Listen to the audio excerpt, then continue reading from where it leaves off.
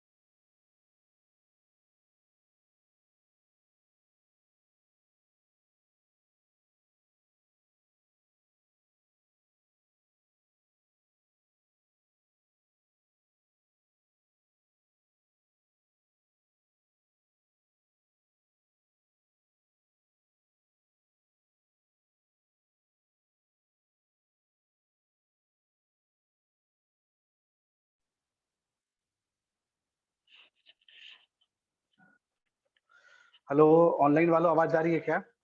हाँ सर। आवाज से आ रही है ना? चलो बहुत अच्छा। Okay, good. तो आज क्लास 12 का फर्स्ट डे है। फर्स्ट डे ना? ओके। अभी तक क्या क्या पढ़ लिए हो? क्या क्या पता है? फंक्शन पहला चैप्टर आता है, ठीक है। तो रिलेशन एंड फंक्शन का मॉड्यूल मिल गया होगा तुम लोग को? नहीं मिला, ठीक है, चलो कोई बात नहीं है। अच्छा, ग्राफ्स के बारे में क्या क्या पता है? यानी 11th तक का जो मैथ था उसमें दिखता कुछ नहीं था, ठीक है। जो 12th का मैथ है उसमें तुम्हें चीजें दिखेगी। दिखने का मतलब क्या है? तुम हर चीज को विजुलाइज कर पाओगे, ये अच्छी बात है। तो हर चीज को तुम विजुलाइज इजिली कर पाओगे। यानी कि हम ग्राफ, बहुत सारे ग्राफ देखने वाले हैं। कम से कम 50-60 ग्राफ देखने वाले हैं, ठीक है। और एक ग्राफ से बाकी ग्राफ बनाना सीख जाओगे। जैसे फॉर एग्जाम्पल, तो आज मतलब आने वाले 2-3 क्लास में क्या पढ़ने वाले हैं, जैसे मान लीजिए फॉर एग्जाम्पल किसी को साइनस का ग्राफ बनाने आता है फॉर एग्जाम्पल, ठीक है। तो अगर तुम्हें इसका ग्राफ आता है तो तुम इसका ग्राफ भी बना सकते हो। Sine of sine of 2x plus 5/2, ऐसा ग्राफ भी बना सकते हैं। अगर ये आता है तो ये बना सकते हैं, ठीक है। तो वो सब चीजें सीखेंगे कैसे कन्वर्ट करते हैं। तो बेसिक ग्राफ सीखेंगे और बेसिक ग्राफ को कन्वर्ट करना सीखेंगे, ठीक है। ओह, अच्छा, ये तो बहुत प्रॉब्लम है। अच्छा अच्छा, ठीक है, चलो कोई बात नहीं है, जो आएगा आएगा। दिख नहीं रहा ना पूरा चीज? पूरा बोर्ड दिखना चाहिए आई गेस, हाँ। करेक्ट, सही है, सही आ रहा होगा। ठीक है, शुरू करते हैं कहानी। Let's get started. चलो।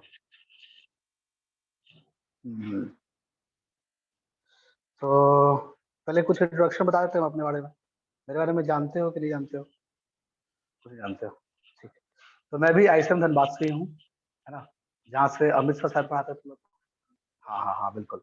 अमित सर के साथ ही पढ़े हैं, मतलब 11 12 भी साथ में पढ़े थे, कोटा में हम लोग साथ साथ पढ़े थे। संयोग से सेम कॉलेज मिला, सेम ब्रांच मिला, और जॉब भी लगभग सेम ही मिला हर जगह। तो हम लोग हमेशा साथ साथ रहे। तो ऐसा नॉर्मली होता नहीं है, बट हमारे केस में हो गया। तो एक फंक्शन की नोट्स ना, नॉर्मली ऐसा होता नहीं है, बट हमारे केस में हो गया, तो अच्छी बात है। तो हेडिंग डाल लिया जाए, इंट्रोडक्शन टू ग्राफ। ठीक है, तो आने वाले 3 क्लास लगेंगे आई गेस इसको पूरी तरह समझने में। अच्छे से नोट्स बनाना है ना, मजा आएगा। और कोई भी चीज मिस नहीं करना है, हर चीज समझना है। एक चीज भी मिस कर गए तो कहानी में समझ में नहीं आएगा। तो introduction to graph, this is your story, introduction to graph. ठीक है, तो यहां से हम कहानी की शुरुआत करेंगे। ठीक है, क्या? हाँ, चले जाते हैं। इंट्रोडक्शन टू ग्राफ में सबसे पहला चीज, कुछ कुछ टर्मिनोलॉजी आएगी। ठीक है, जो फर्स्ट थिंग है वो हमें जानना है, कुछ टर्मिनोलॉजी जो ग्राफ में हमें ध्यान देना है। ठीक है, अब कौन कौन सी टर्मिनोलॉजी तुम्हें जानना है? तो सबसे पहला टर्मिनोलॉजी हो गया डोमेन। अब बोलोगे सर डोमेन तो मुझे पता है, तो क्या पता है डोमेन के बारे में, बता दो। अब possible, yes, all possible values of x. ठीक है, तो all possible values of x is basically called as domain. ये पता होगा अभी तक। ग्राफिकली डोमेन को जानते हो क्या क्या होता है? फॉर एग्जाम्पल, ठीक है, मान लिया जाए हम एक ग्राफ बना रहे हैं। ठीक है, ये एक्स एक्सिस हो गया, ये वाई एक्सिस हो गया, एंड क्या द सेंटर द सेट, हाँ बिल्कुल, ठीक है ठीक है ठीक है। तो थोड़ा सा देखो, तुमने थोड़ा हाईफाई, मतलब हाईफाई अंग्रेजी बोल दिया, देसी भाषा में उसको कैसे समझेंगे? फॉर एग्जाम्पल, ठीक है, फॉर एग्जाम्पल, चलो ये कैसे बना दिया। अच्छा बताया, तुम्हारा भी कहानी सही था, है ना, कोई दिक्कत नहीं है उसमें। तो मान लिया जाए कि हमने ऐसा कुछ बनाया, ठीक है, ऐसे असिम्प्टोट टाइप का चला गया। ठीक है, तो मान लो ये ग्राफ है, और यहाँ पे मान लिया जाए -2 है, यहाँ पे मान लिया जाए 2 है, यहाँ पे मान लिया जाए 3 है, इन्फिनिटी है। ठीक है, तो इसका डोमेन क्या होगा? क्या गया? अरे ये लोग बार बार लेट से आता तो क्या करेगा लोग। ठीक है, तो ऑनलाइन वाला आवाज दी जाएगी तो बोलना, ठीक है। आई गेस मेरा हेडफोन ठीक ही होगा, चलेगा काम। तो डोमेन को ग्राफिकली कैसे जानेंगे, है ना? अभी तक जो तुम जानते थे, all possible values of x, ठीक है, या all acceptable values of x, है ना। बट अब से हम लोग ऐसे जानेंगे कि डोमेन का मतलब क्या होता है। अगर फोटो देख के डोमेन बताना है तो क्या कर लो, एक ट्यूबलाइट जला लो। ठीक है, ऊपर में हमने क्या किया, एक ट्यूबलाइट जला लिया। अब अगर तुम ट्यूबलाइट जलाओगे तो इस ट्यूबलाइट का शैडो बनेगा एक्स एक्सिस पे, बनेगा ना। तो जहां जहां शैडो बनेगा वही है हमारा डोमेन। ठीक है, तो शैडो कहां कहां बनेगा? -2 पे बनेगा। ठीक है, -2 से लेकर के 2 तक बनेगा, बट 2 पे तो खाली रहेगा ना, 2 पे तो लाइट पास हो जाएगा, तो यहाँ पे तो शैडो नहीं बनेगा। ठीक है, इसके आगे 3 पे भी खाली रह जाएगा। ठीक है, और उसके आगे बाकी सब जगह भरा हुआ रहेगा। तो इसका मतलब कि अगर इसका डोमेन बोला जाए, domain of this curve is basically what, -2 close से ले करके इंफिनिटी। इसमें से निकाल क्या देंगे? इसमें से हम लोग 2 नंबर निकाल देंगे, एक 2 को निकाल देंगे और एक 3 को निकाल देंगे। आया समझ बात? आया कि नहीं आया? तो ये हो गया ग्राफिकल मीनिंग ऑफ डोमेन। ठीक है, तो this is your first terminology. Next हो गया बी, डोमेन समझ में आ गया। अब रेंज क्या होता है, आई होप रेंज भी समझ में आ जाएगा। ठीक है, तो तुम चाहो तो कुछ लिख सकते हो यहाँ पे। क्या लिखोगे? Projection of graph on x axis is domain. Projection of graph on x axis is domain. ठीक है, वैसे ही हम रेंज की बात करते हैं। तो अब आई गेस समझ में आ रहा होगा कि रेंज में हम क्या बोलना चाह रहे हैं, है ना। तो रेंज वाई का वैल्यू होता है, ठीक है। तो एक ग्राफ बना लेते हैं तो ये समझ में आ जाएगी। ठीक है, तो मान लिया जाए हमारा ग्राफ कुछ ऐसा है।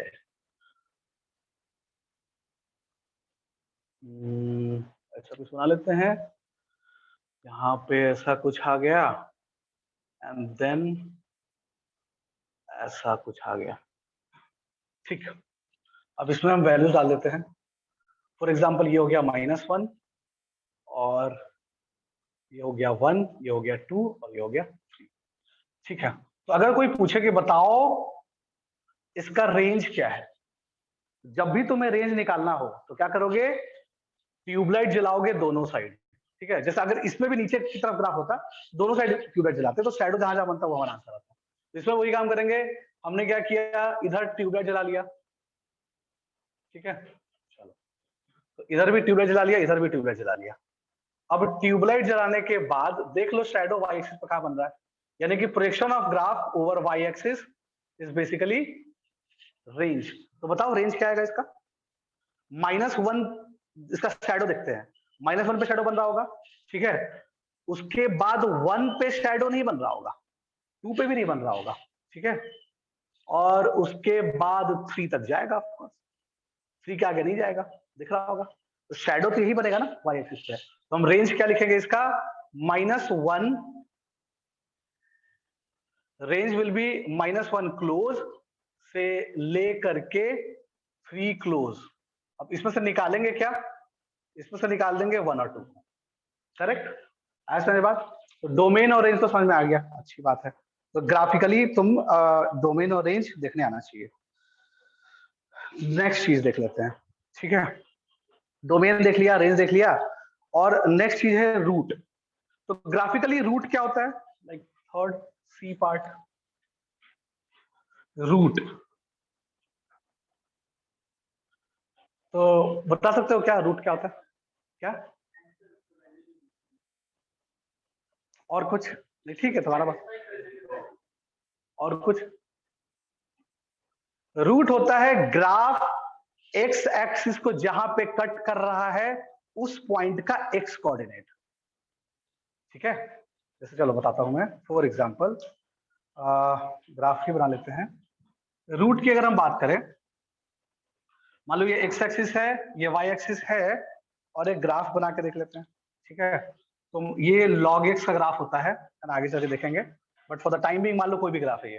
ठीक है, अगर ये ग्राफ है और ये वाला जो पॉइंट है इसका कोऑर्डिनेट है 1,0, तो रूट किसको बोलते हैं, ग्राफिकली रूट किसको बोलते हैं, the x coordinate of point where graph intersect x axis, the x coordinate of point where graph intersect x axis. तो इस ग्राफ का रूट क्या है, इस ग्राफ का अगर रूट पूछा जाए तो क्या बोलोगे, 1। सही बात है, तो ये 1 जो है वो उसका रूट हो गया। क्लियर, तो रूट के बारे में भी जानकारी हासिल हो गई। वेरी गुड, आगे बढ़ते हैं कहानी में। और ठीक है, जगह है नहीं तो अच्छा कोई ये बता सकता है क्या, चलो जैसे साइनस ग्राफ तो ऑलमोस्ट सबको पता होना चाहिए, पता ही होगा, ट्रिग्नोमेट्री पढ़ रखे हो। तो साइनस का ग्राफ कैसा होता है, तो अच्छा नहीं बना, चलो मान लो ऐसा ही है। ठीक है, तो ये 0 हो गया, this is pi, 2 pi, 3 pi, -pi, -2 pi and so on. ठीक है, तो मान लो ये साइनस का ग्राफ है, तो अगर इसका रूट बोला जाए तो रूट क्या बोलोगे इसका, तो कोई बोलेगा 0 पाई, 2 पाई, 3 पाई, तो कहां तक बोलोगे, शॉर्ट में कैसे बोलोगे, n पाई। यस करेक्ट, इसको क्या बोलेंगे, हाँ बिल्कुल ऑनलाइन में कोई बताया, बहुत अच्छी बात है। तो रूट क्या बोलेंगे, रूट बोलेंगे n पाई, साथ में क्या बोल देंगे, n belongs to all integers, n belongs to all integer, n pi is the root. अब n की जगह पे 0 डाले तो 0 मिल गया, 1 डालेंगे तो पाई मिल जाएगा, 2 डालेंगे 2 पाई मिल जाएगा, -1 डालेंगे -पाई मिल जाएगा एंड सो ऑन। समझ आया बात। तो n तो क्या है, सारा इंटीजर है। ठीक है, करेक्ट। तो रूट के बारे में भी इंफॉर्मेशन मिल गया। तो ये 3 टर्म हो गया, और भी बहुत सारी टर्मिनोलॉजी है जो ध्यान रखना है अपने को, ताकि ग्राफ को समझने में हेल्प होगा। एक ग्राफ को देखते ही क्या क्या चीज देखना चाहिए, ठीक है। अब जैसे मान लो किसी बंदे का चेहरा देखते होगे तो आंख नाक मुंह सब देखते होगे, है ना, तो उससे तुम आइडेंटिफाई करते हो कि अच्छा ये बंदा ऐसा है, ठीक है। तो वैसे ही एक ग्राफ में क्या क्या देखना चाहिए, projection on x axis, projection of graph on y axis, वो ग्राफ कहाँ पे एक्स एक्सिस को कट कर रहा है, ये 3 बातें हो गई। नेक्स्ट हो गया मैक्सिमम एंड मिनिमम वैल्यू, तो ये सब लिख लो फटाफट, लिख लिए। चलो तो शुरू में चलो बेसिक रहेगा आज की क्लास, ज्यादा बच्चे आज कुछ एब्सेंट भी है क्या बहुत लोग, ठीक चल रहा है सबका? तो बहुत अच्छी बात है। अरे ये लोग एक बार आ जाए तो सही है ना, ठीक, ये लोग को दिख रहा होगा ना, लाइट तो है, ठीक दिख ही रहा होगा। वैसे तो पूरा व्हाइट से रिफ्लेक्ट होता है, ग्रीन बोर्ड रहता तो ऑनलाइन वाला को ज्यादा अच्छा दिखता है। तो नेक्स्ट है क्या, मैक्सिमम एंड मिनिमम वैल्यू, ठीक है। तो सी पार्ट तक हम लोग देख चुके थे, डी पार्ट देखेंगे मैक्सिमम एंड मिनिमम वैल्यू, ठीक है। तो डी पार्ट में हमें ये भी देखना चाहिए हमेशा मैक्सिमम एंड मिनिमम वैल्यू, ठीक है, ये भी हमें हर ग्राफ में देखना चाहिए। जैसे फॉर एग्जांपल मान लीजिए हम एक ग्राफ बना ही देते हैं, ठीक है। तो ग्राफ हम कैसा भी कुछ बना लेते हैं, लाइक मान लीजिए हमने ऐसा कुछ ग्राफ बनाया,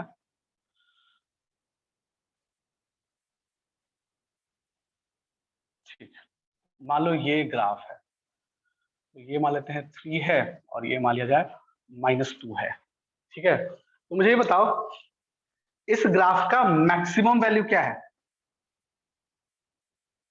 मतलब इस फंक्शन का मैक्सिमम वैल्यू क्या है, जिसका भी ग्राफ है ये 3 है maximum value, correct. Minimum value क्या है, मिनिमम वैल्यू क्या है -2, है ना। तो किसको किसको सही लग रहा है कि -2 सही है,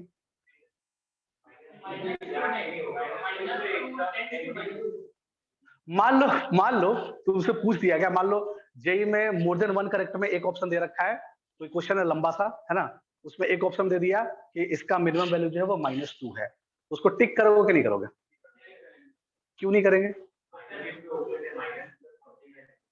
बिल्कुल, -2 तो है ही नहीं अब रेंज में, -2 तो कभी वैल्यू लेगा ही नहीं, तो फिर क्या होगा, इसका आंसर क्या होगा, ग्रेटर देन -2, ग्रेटर देन -2, तो ग्रेटर देन कितना, -1.99 कोई बोलेगा, कोई बोलेगा -1.9999, कोई बोलेगा -1.999999, समझ, तो कभी पहुंच पाओगे उस तक, कभी नहीं पहुंच पाओगे, ठीक है।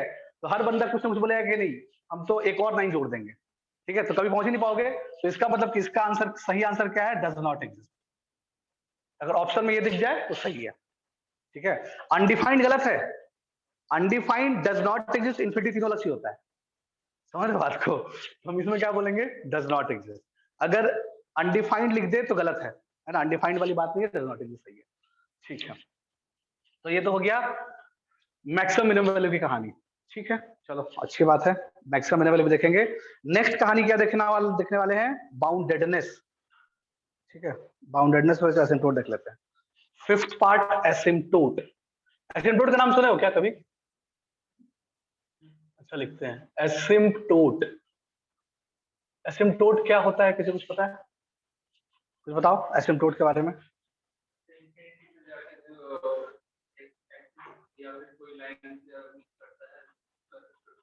इन्फिनिटी पे जाके मिलता है, थोड़ा थोड़ा सही है, पार्शियली सही है, और कोई? अच्छा एसिम्प्टोट, एसिम्प्टोट एक पॉइंट होता है कि एक लाइन होता है कि एक कर्व होता है, क्या होता है एसिम्प्टोट? एसिम्प्टोट एक स्ट्रेट लाइन होता है हमेशा, ठीक है।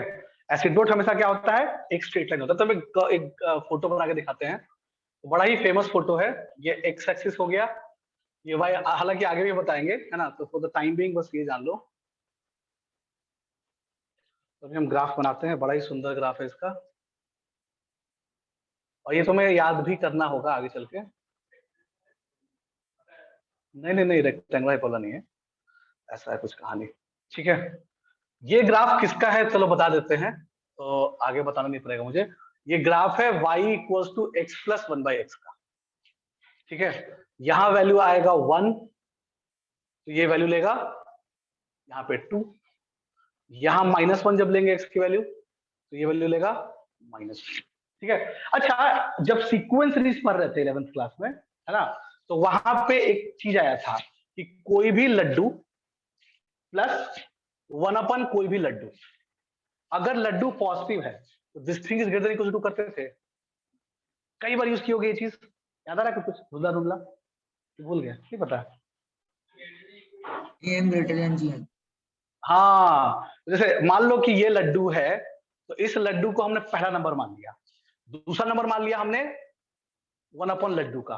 ठीक है, सेम लड्डू होना चाहिए दोनों। ठीक है, तो दोनों नंबर का अर्थमेटिक मीन क्या हो जाएगा, दोनों नंबर का sum divide by 2 greater than equal to AM is greater than GM। तो GM क्या हो जाएगा, लड्डू स्क्वायर रूट ऑफ लड्डू इंटू 1 लड्डू। ठीक है, तो ये तो कैंसिल होकर 1 हो जाएगा। ठीक है, तो लड्डू प्लस 1 लड्डू is greater than equal to आएगा। अब लड्डू कितना भी गंदा चीज हो सकता है, समझ बात को, लड्डू x² हो सकता है, x³ हो सकता है, कुछ भी हो सकता है, लेकिन AM GM तभी लगाते हैं जब नंबर पॉजिटिव हो, अदरवाइज नॉट। तो अगर ये लड्डू पॉजिटिव है तब बोलेंगे ग्रेटर देन इक्वल टू 2। तुम देख लो, जब x पॉजिटिव है ना, इस ग्राफ में देख लो, जब x पॉजिटिव है तो उसकी वैल्यू हमेशा 2 से बड़ी है ना, देखो हमेशा 2 के ऊपर है, समझ आया बात। और जब जब x निगेटिव होगा तो निगेटिव में तो हम लगा नहीं सकते हैं। ठीक है, तो वहां पे तुम्हें ग्राफ क्या होना चाहिए, तुम्हें दिखेगा कि -2 से -2 होगा, यानी -2 से छोटा होगा। जब x निगेटिव होगा, यानी जब लड्डू निगेटिव होगा, तो लड्डू प्लस 1 लड्डू क्या होगा, -2 से छोटा, और जब लड्डू पॉजिटिव होगा तो लड्डू प्लस 1 लड्डू ग्रेटर देन 2 हो जाएगा। ठीक है, तो अगर तुम्हें इसमें, चलो अगर इसमें कोई पूछे कि बताओ इसका डोमेन क्या है, डोमेन ऑफ फंक्शन, तो क्या लिखोगे, डोमेन क्या है, projection of curve on x axis. तो क्या है प्रोजेक्शन बताओ, 0 छोड़ के सब कुछ है कि नहीं, यहां पे तो ओपन बबल आएगा ना, शैडो वहां बनेगा नहीं, बनेगा ना, शैडो वहां नहीं बनेगा, बाकी सब जगह बनेगा। यहां तुम देख सकते हो अगर x 0 रखोगे तो अनडिफाइंड हो जाएगा ना। ठीक है, तो x 0 नहीं हो सकता है, तो यानी कि डोमेन क्या हो जाएगा, all real number except 0। Correct. अच्छा, अगर इसी में कोई बोले कि रेंज ऑफ फंक्शन बताओ, इस फंक्शन का रेंज बताओ, तो रेंज क्या लिखोगे, -∞ से लेके -2 क्लोज, यूनियन 2 से लेके इन्फिनिटी। करेक्ट। अच्छा, अब इसी में बात आती है एसिम्प्टोट की। अब बात करते हैं एसिम्प्टोट का।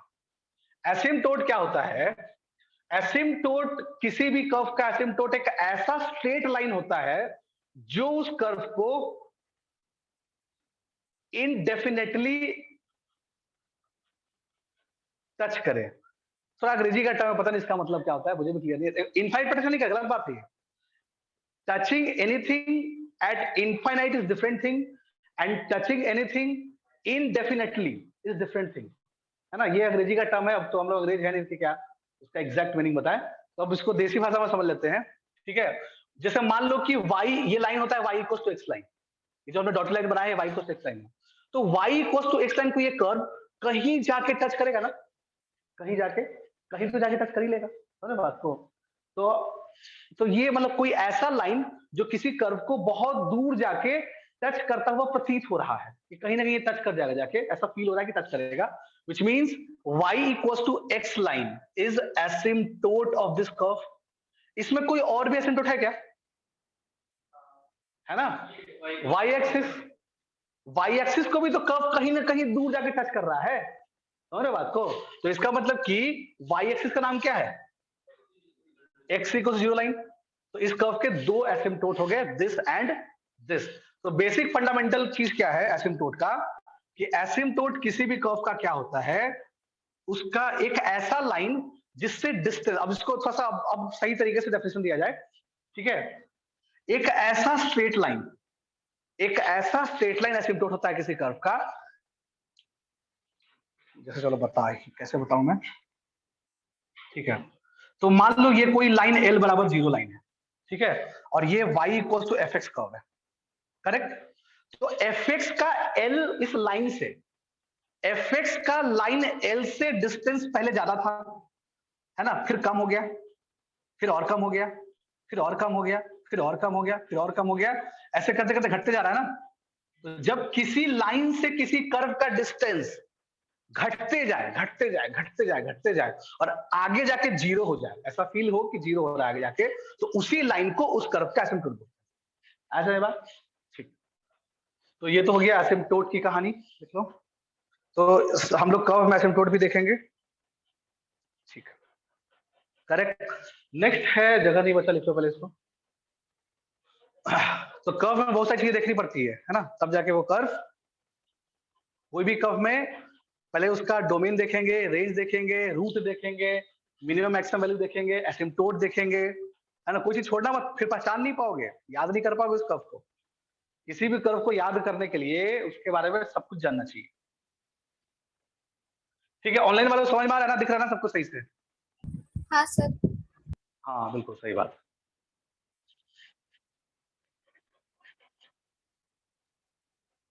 हो गया, ओके।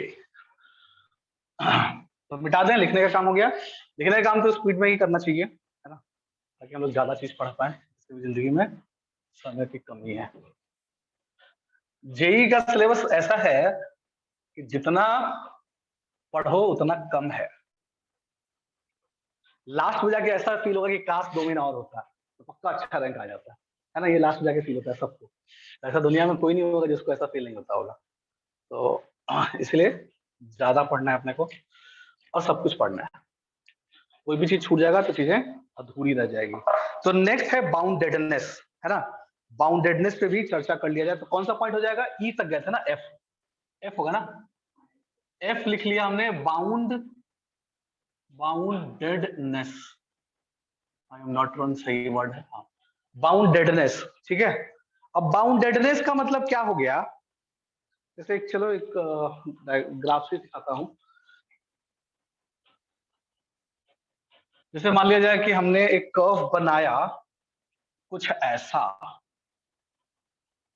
तो तुम लोग सैंडविच खाए होगे, है ना, कभी कभी तो खाई होगे सैंडविच, खाए हो ना, हाँ। तो सैंडविच का मतलब क्या होता है, जैसे तुम ध्यान से अगर ऑब्जर्व कर पा रहे हो बात को, तो ये मान लो वाई को साइनस का ग्राफ है, ठीक है। तो ऊपर में एक ब्रेड है, ऊपर में एक ब्रेड है जिसका नाम है वाई इक्वल्स टू 1 लाइन, ठीक है। नीचे में एक ब्रेड है जिसका नाम है वाई इक्वल्स टू -1 लाइन, ठीक है। तो ये ग्राफ क्या है? बाउंडेड, ठीक है। इसको हम क्या बोलेंगे? इसकी लोअर बाउंड्री क्या आ जाएगी? हम इसे पूरा नहीं लिख रहे हैं, हम सिर्फ एलबी लिख रहे हैं, समझ लेना। तो इस कर्व की लोअर बाउंड्री क्या आ जाएगी? लोअर बाउंड्री आ जाएगी y इक्वल्स टू -1 लाइन, ठीक है। अपर बाउंड्री क्या आ जाएगा? अपर बाउंड्री आ जाएगा y इक्वल्स टू 1 लाइन, ठीक है। तो लोअर बाउंड्री भी है, अपर बाउंड्री भी है, दोनों है। तो हम इस कर्व को क्या बोलेंगे? बाउंडेड। ये कर्व क्या है? बाउंडेड है, ठीक है, करेक्ट।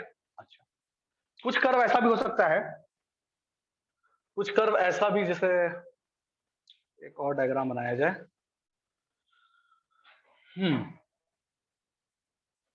कुछ कर्व जो है दुनिया में ऐसा भी देखने को मिलता है, और ये भी फेमस है, y equals to e raise to x का कर्व है। ये पढ़े होंगे शायद 11th में, है ना।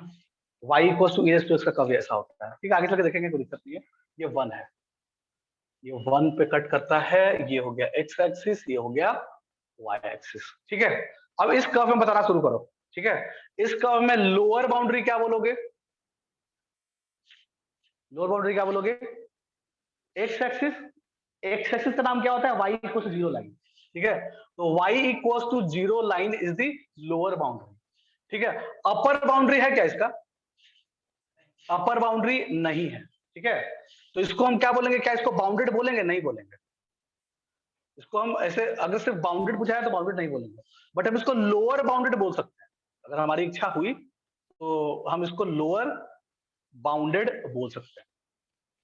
तो इन सब चीजों पर जब फोकस करोगे, कोई भी ग्राफ देखोगे, तो कोई भी, आज से कोई भी ग्राफ पढ़ना है तो उन ग्राफ में इन सारी चीजों को ऑब्जर्व करना है। एक और चीज है जो अभी देखने वाले हैं, तो इससे क्या होगा कि फिर वो ग्राफ याद हो जाएगा तुम्हें इजीली, ठीक है। तो लिख लो फटाफट। ओहो, अच्छा, 3 लाइन का मतलब, देखो हुआ क्या, ठीक है, जैसे हम बताते हैं। अच्छा, 3 लाइन का मतलब क्या है, चलो देख लो। ठीक है, 3 लाइन का मतलब क्या होता है, जैसे मान लो हमने लिखा sine square x plus cos square x equals to 1, ठीक है, और हमने लिखा sine x plus cos x 1/√2 1/√2 2/√2 ठीक है। मान लीजिए कि हमने ये दोनों इक्वेशन लिखा, ठीक है, दोनों में कुछ फर्क है क्या? फर्क है, क्या फर्क है? हाँ, ऊपर वाला जो चीज है वो दुनिया के किसी भी वैल्यू के लिए ट्रू है, चाहे एक्स की कोई वैल्यू हो। एक्स की जगह पे रोहन रख देंगे वैल्यू तो भी आंसर 1 ही आएगा, एक्स की जगह पे सोहन रखो तो भी आंसर सेम ही आएगा, एक्स की जगह पे कमला रखो तो भी सेम ही आएगा, 45 डिग्री रखो, 30 डिग्री रखो, है ना, 1 डिग्री रखो, 2 डिग्री रखो, जो मैंने वो रख लो, है ना, ये हमेशा सही है, ठीक है। और ये क्या है, ये कब सही होगा, ये कुछ कुछ एंगल पर सही होगा, जैसे यहाँ पे 45 डिग्री रखोगे तो आ जाएगा, फिर कुछ और एंगल भी होगा, ऐसा ऐसा तो जरूरी है कि 45 भी होगा, बट ऐसा बहुत सारे एंगल आएंगे, बट कुछ कुछ एंगल ही आएगा, तो ये कुछ कुछ जगह सही है और ये हर चीज के लिए सही है। तो हम डिफरेंस कैसे करें दोनों में, समझ बात को। तो अब इंसानों ने एक तरीका ढूंढा, है ना, हालांकि अभी भी ये चीजें वेग है ना, मतलब बहुत जगह के ऐसे ही लिखता है, बट रियलिटी में होना क्या चाहिए, इंसानों को तो अब इंसान बहुत सिविलाइज्ड है ना, तो उसको दोनों चीजों को डिफरेंस दिखाने के लिए कोई तो नया सिंबल डेवलप करना पड़ेगा, तो हमने डेवलप कर लिया ऐसा, समझ रहे हो? हाँ, आइडेंटिटी के लिए हम ट्रिपल लिख देते हैं। ट्रिपल का मतलब क्या होता है, जैसे मान लो फॉर एग्जांपल हमने लिखा a plus b whole square equals to a square plus b square plus 2ab। तो ये चूंकि दुनिया में कोई भी ए और बी का वैल्यू ले लो, a1 ले लिया, b2 ले लिया, कोई भी ऑर्डर पेयर ले लिया ए और बी का, ऑर्डर पेयर मतलब कि कोई भी दो सेट ऑफ नंबर ले लो, है ना, लाइक एक रोहन कॉमा सोहन ले लिया, या कमला बिमला ले लिया, एक जगह कमला बी की जगह बिमला, कमला कोई वैल्यू बिमला कोई वैल्यू है मान लो, ठीक है, तो ये ट्रू होगा कि नहीं होगा, होगा ना, यहाँ पे ट्रिपल लिख लिया, एक तरीका हो गया बस, और कुछ नहीं है ना। और कई बार जैसे अब इसका जो ट्रिपल लाइन का यूज कहाँ करना चाहिए कायदे से, जैसे मान लो कोई लाइन लिख रहे हो तुम, कोई लाइन का क्वेश्चन मान लो है 2x plus 3y plus 4 equals to 0, तो ये एक तरीका हो गया लिखने का, ठीक है, कि ये लाइन का इक्वेशन है, ठीक है, तो लाइन l बराबर 0 ये है हमारा, ये लाइन L1 है फॉर एग्जाम्पल, तो L1 ये है। वैसे ही मान लो लाइन L2 है, तो ऐसे कुछ और मान लो L2 मान लो 3x plus 4y minus 7 equals to 0, तो ये L2 लाइन है ना, तो ये तरीका है, बाकी कुछ नहीं है, धीरे समझ जाओगे, है ना, कि ट्रिपल, हालांकि तुम देखो अब तुम यहाँ पे जो सिंगल लाइन लिखोगे तो थोड़ा अजीब नहीं लगेगा, पता नहीं क्या मतलब निकलेगा इसका, अजीब लग रहा है थोड़ा सा, लग रहा है ना, ऐसे ट्रिपल लिख रहे हैं तो थोड़ा अच्छा लग रहा है, मतलब कुछ तो अलग फील आ रहा है, ठीक है, बस वही बात है और इसका कोई मतलब नहीं है। चलो बढ़िया है, तो हम किसी आइडेंटिटी को ट्रिपल इक्वल टू से लिख सकते हैं, ठीक है, तो एक्चुअली ये भी आइडेंटिटी है, मतलब L1 बराबर जो भी है समझ लो आई गेस, तो ठीक है, तो ये कहानी थी, आगे बढ़ते हैं। तो ये तो हो गया बाउंडेडनेस वाली बात। नेक्स्ट है पीरियोडिसिटी, तो लिख ली होगी सब बातें। नेक्स्ट है F के बाद G, G हो गया पीरियोडिसिटी।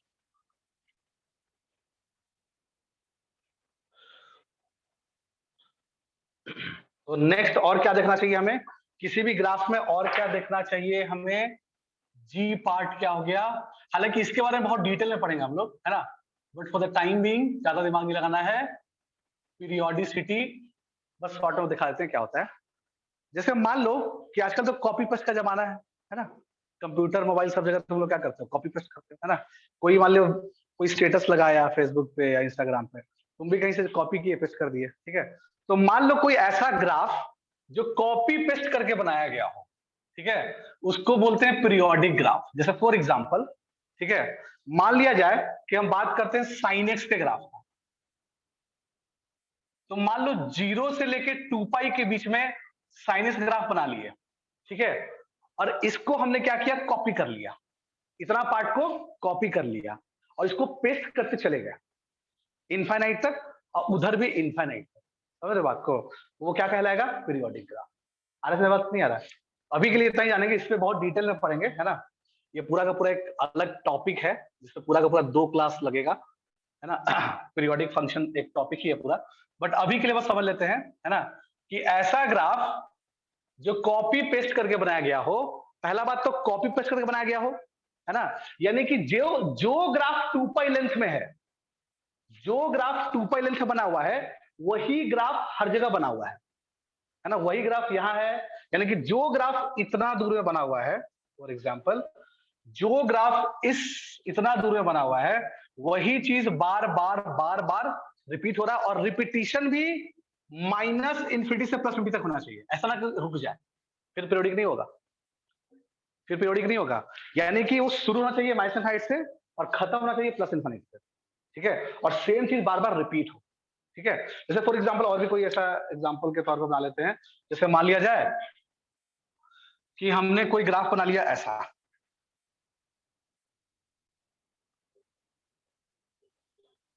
ठीक है, ऐसे चलते चला गया है ना, वैसे ही पीछे भी है, तो क्या ये ग्राफ पीरियोडिक है क्या, है ना। तो देखो इतना लेंथ में जो ग्राफ है, मान लो कि ये 0 है, ये 1 है, ये 2 है, ये 3 है, ये -1 है, ये -2 फॉर एग्जाम्पल, और चलते गया, इधर भी चलते गया, उधर भी चलते गया, यानी कि ये शुरू हुआ है माइनस इनफाइनाइट से और गया है प्लस इनफाइनाइट तक, ठीक है, बिल्कुल। तो वन लेंथ में जो ग्राफ है, जो वन लेंथ में ग्राफ बना वही ग्राफ बार बार रिपीट हो रहा है ना, तो इसका मतलब क्या हो गया, ये भी पीरियोडिक है। अब देखो वन लेंथ का मतलब हम लेंथ बोल रहे हैं, वन लेंथ से बना हुआ ग्राफ, ठीक है, हमने ये कभी नहीं बोला कि 0 से 1 के बीच जो ग्राफ है, यानी कि कोई बंदा, अगर मान लो कोई बंदा यहां से यहां तक कॉपी पेस्ट करता, मान लो -1/2 से लेकर +1/2 से कॉपी करता, तो उसने भी क्या किया, वन लेंथ ग्राफ कॉपी किया, है ना, ध्यान सुनना जो बोलना चाह रहा है। कोई बंदा क्या किया, ये वाला पार्ट कॉपी हो गया और ये वाला पार्ट कॉपी हो गया, फिर इसी को तुम आगे बढ़ा दो, इसी को तुम अगला कॉपी पेस्ट करोगे, तो ये पार्ट यहां आ जाएगा, ये पार्ट यहां आ जाएगा, समझ बात को, आ जाएगा ना वही चीज। यानी कि कोई बंदा कोई भी वन लेंथ का ग्राफ ले लो, कहीं से भी वन लेंथ ग्राफ ले लो और उसको कॉपी पेस्ट करते चले जाओ, ठीक है, तो जो बनेगा वो पीरियोडिक ग्राफ होगा। सिमिलरली यहां भी जरूरी है कि जो सुपाई देखे, अगर कोई बंदा यहां से यहां तक देख लेता, मान लो यहां से लेकर के यहां तक देखता फॉर एग्जाम्पल, तो ये भी 2 पाई लेंथ है कि नहीं, है ना, -π/2 गलत है क्या, सही है, -π/2 से लेकर के 3π/2, तो ये भी 2 पाई लेंथ है, यानी कि तुम अगर यहां से यहां तक कॉपी करते, अगर तुम ये वाला पार्ट कॉपी करते, ठीक है, कोई बंदा ये वाला पार्ट कॉपी करता, उसको पेस्ट करते चला जाता दोनों साइड, ठीक है, तो वही पीरियोडिक कहलाता। यानी कि 2 पाई लेंथ, लेंथ मैटर करता है यहाँ पे, समझ बात को, यहाँ पे क्या मैटर करता है, लेंथ। तो 2 पाई लेंथ का ग्राफ बार बार रिपीट हो रहा है, ठीक है, यहाँ वन लेंथ ग्राफ बार बार रिपीट हो रहा है, तो इसका पीरियड, पीरियड को टी से डिनोट करते हैं, तो इस ग्राफ का पीरियड हो जाएगा 1 और इस ग्राफ का पीरियड हो जाएगा, आया समझ में बात, आया। अच्छा कई बार ऐसा होगा कि शेप सेम होगा, ठीक है, शेप सेम होगा लेकिन वो पीरियोडिक नहीं होगा, जैसे देख लो फॉर एग्जाम्पल, मान लेते हैं हम एक ग्राफ बनाते हैं,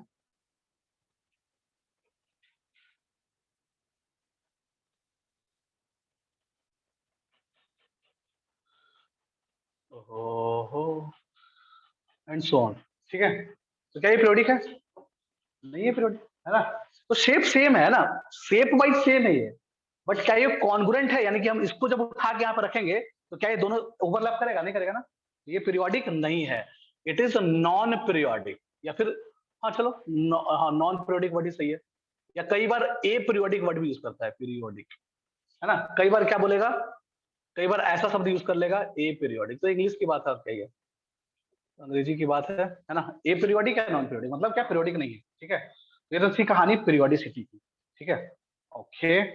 तो इतनी बातें हमको ग्राफ में देखनी पड़ती है, यानी जी मतलब क्या हो गया, a b c d e f g, कितना हो गया, 7 चीज हो गया ना। तो जब भी कोई ग्राफ देखना है तो 7 चीज देखना, जैसे किसी का चेहरा पहचानना है तो उसका नाक देखोगे, मुंह देखोगे, है ना, कान देखोगे, ठीक है, वैसे 7 चीज देखते होगे तो वैसे ही कोई भी ग्राफ को तुम सही मायने में तब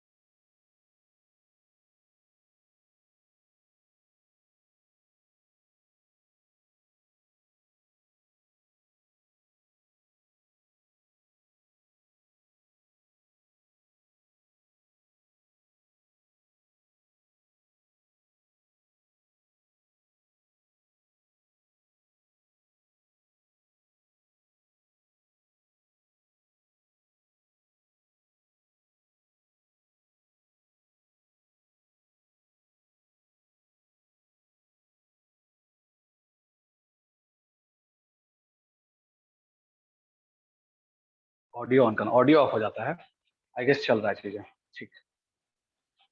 हाँ चीजें चल रही है। और सुनाई दे रहा है ना आवाज? ऑनलाइन वालों बताओ, नौ लोग हाँ हैं सर। ऑनलाइन। चलो बढ़िया। तो ये कहानी भी समझ में आ गई। ये तो ऐसे ही है, ये असली कौन सा ग्राफ है, ये भी ऐसे ही है क्या?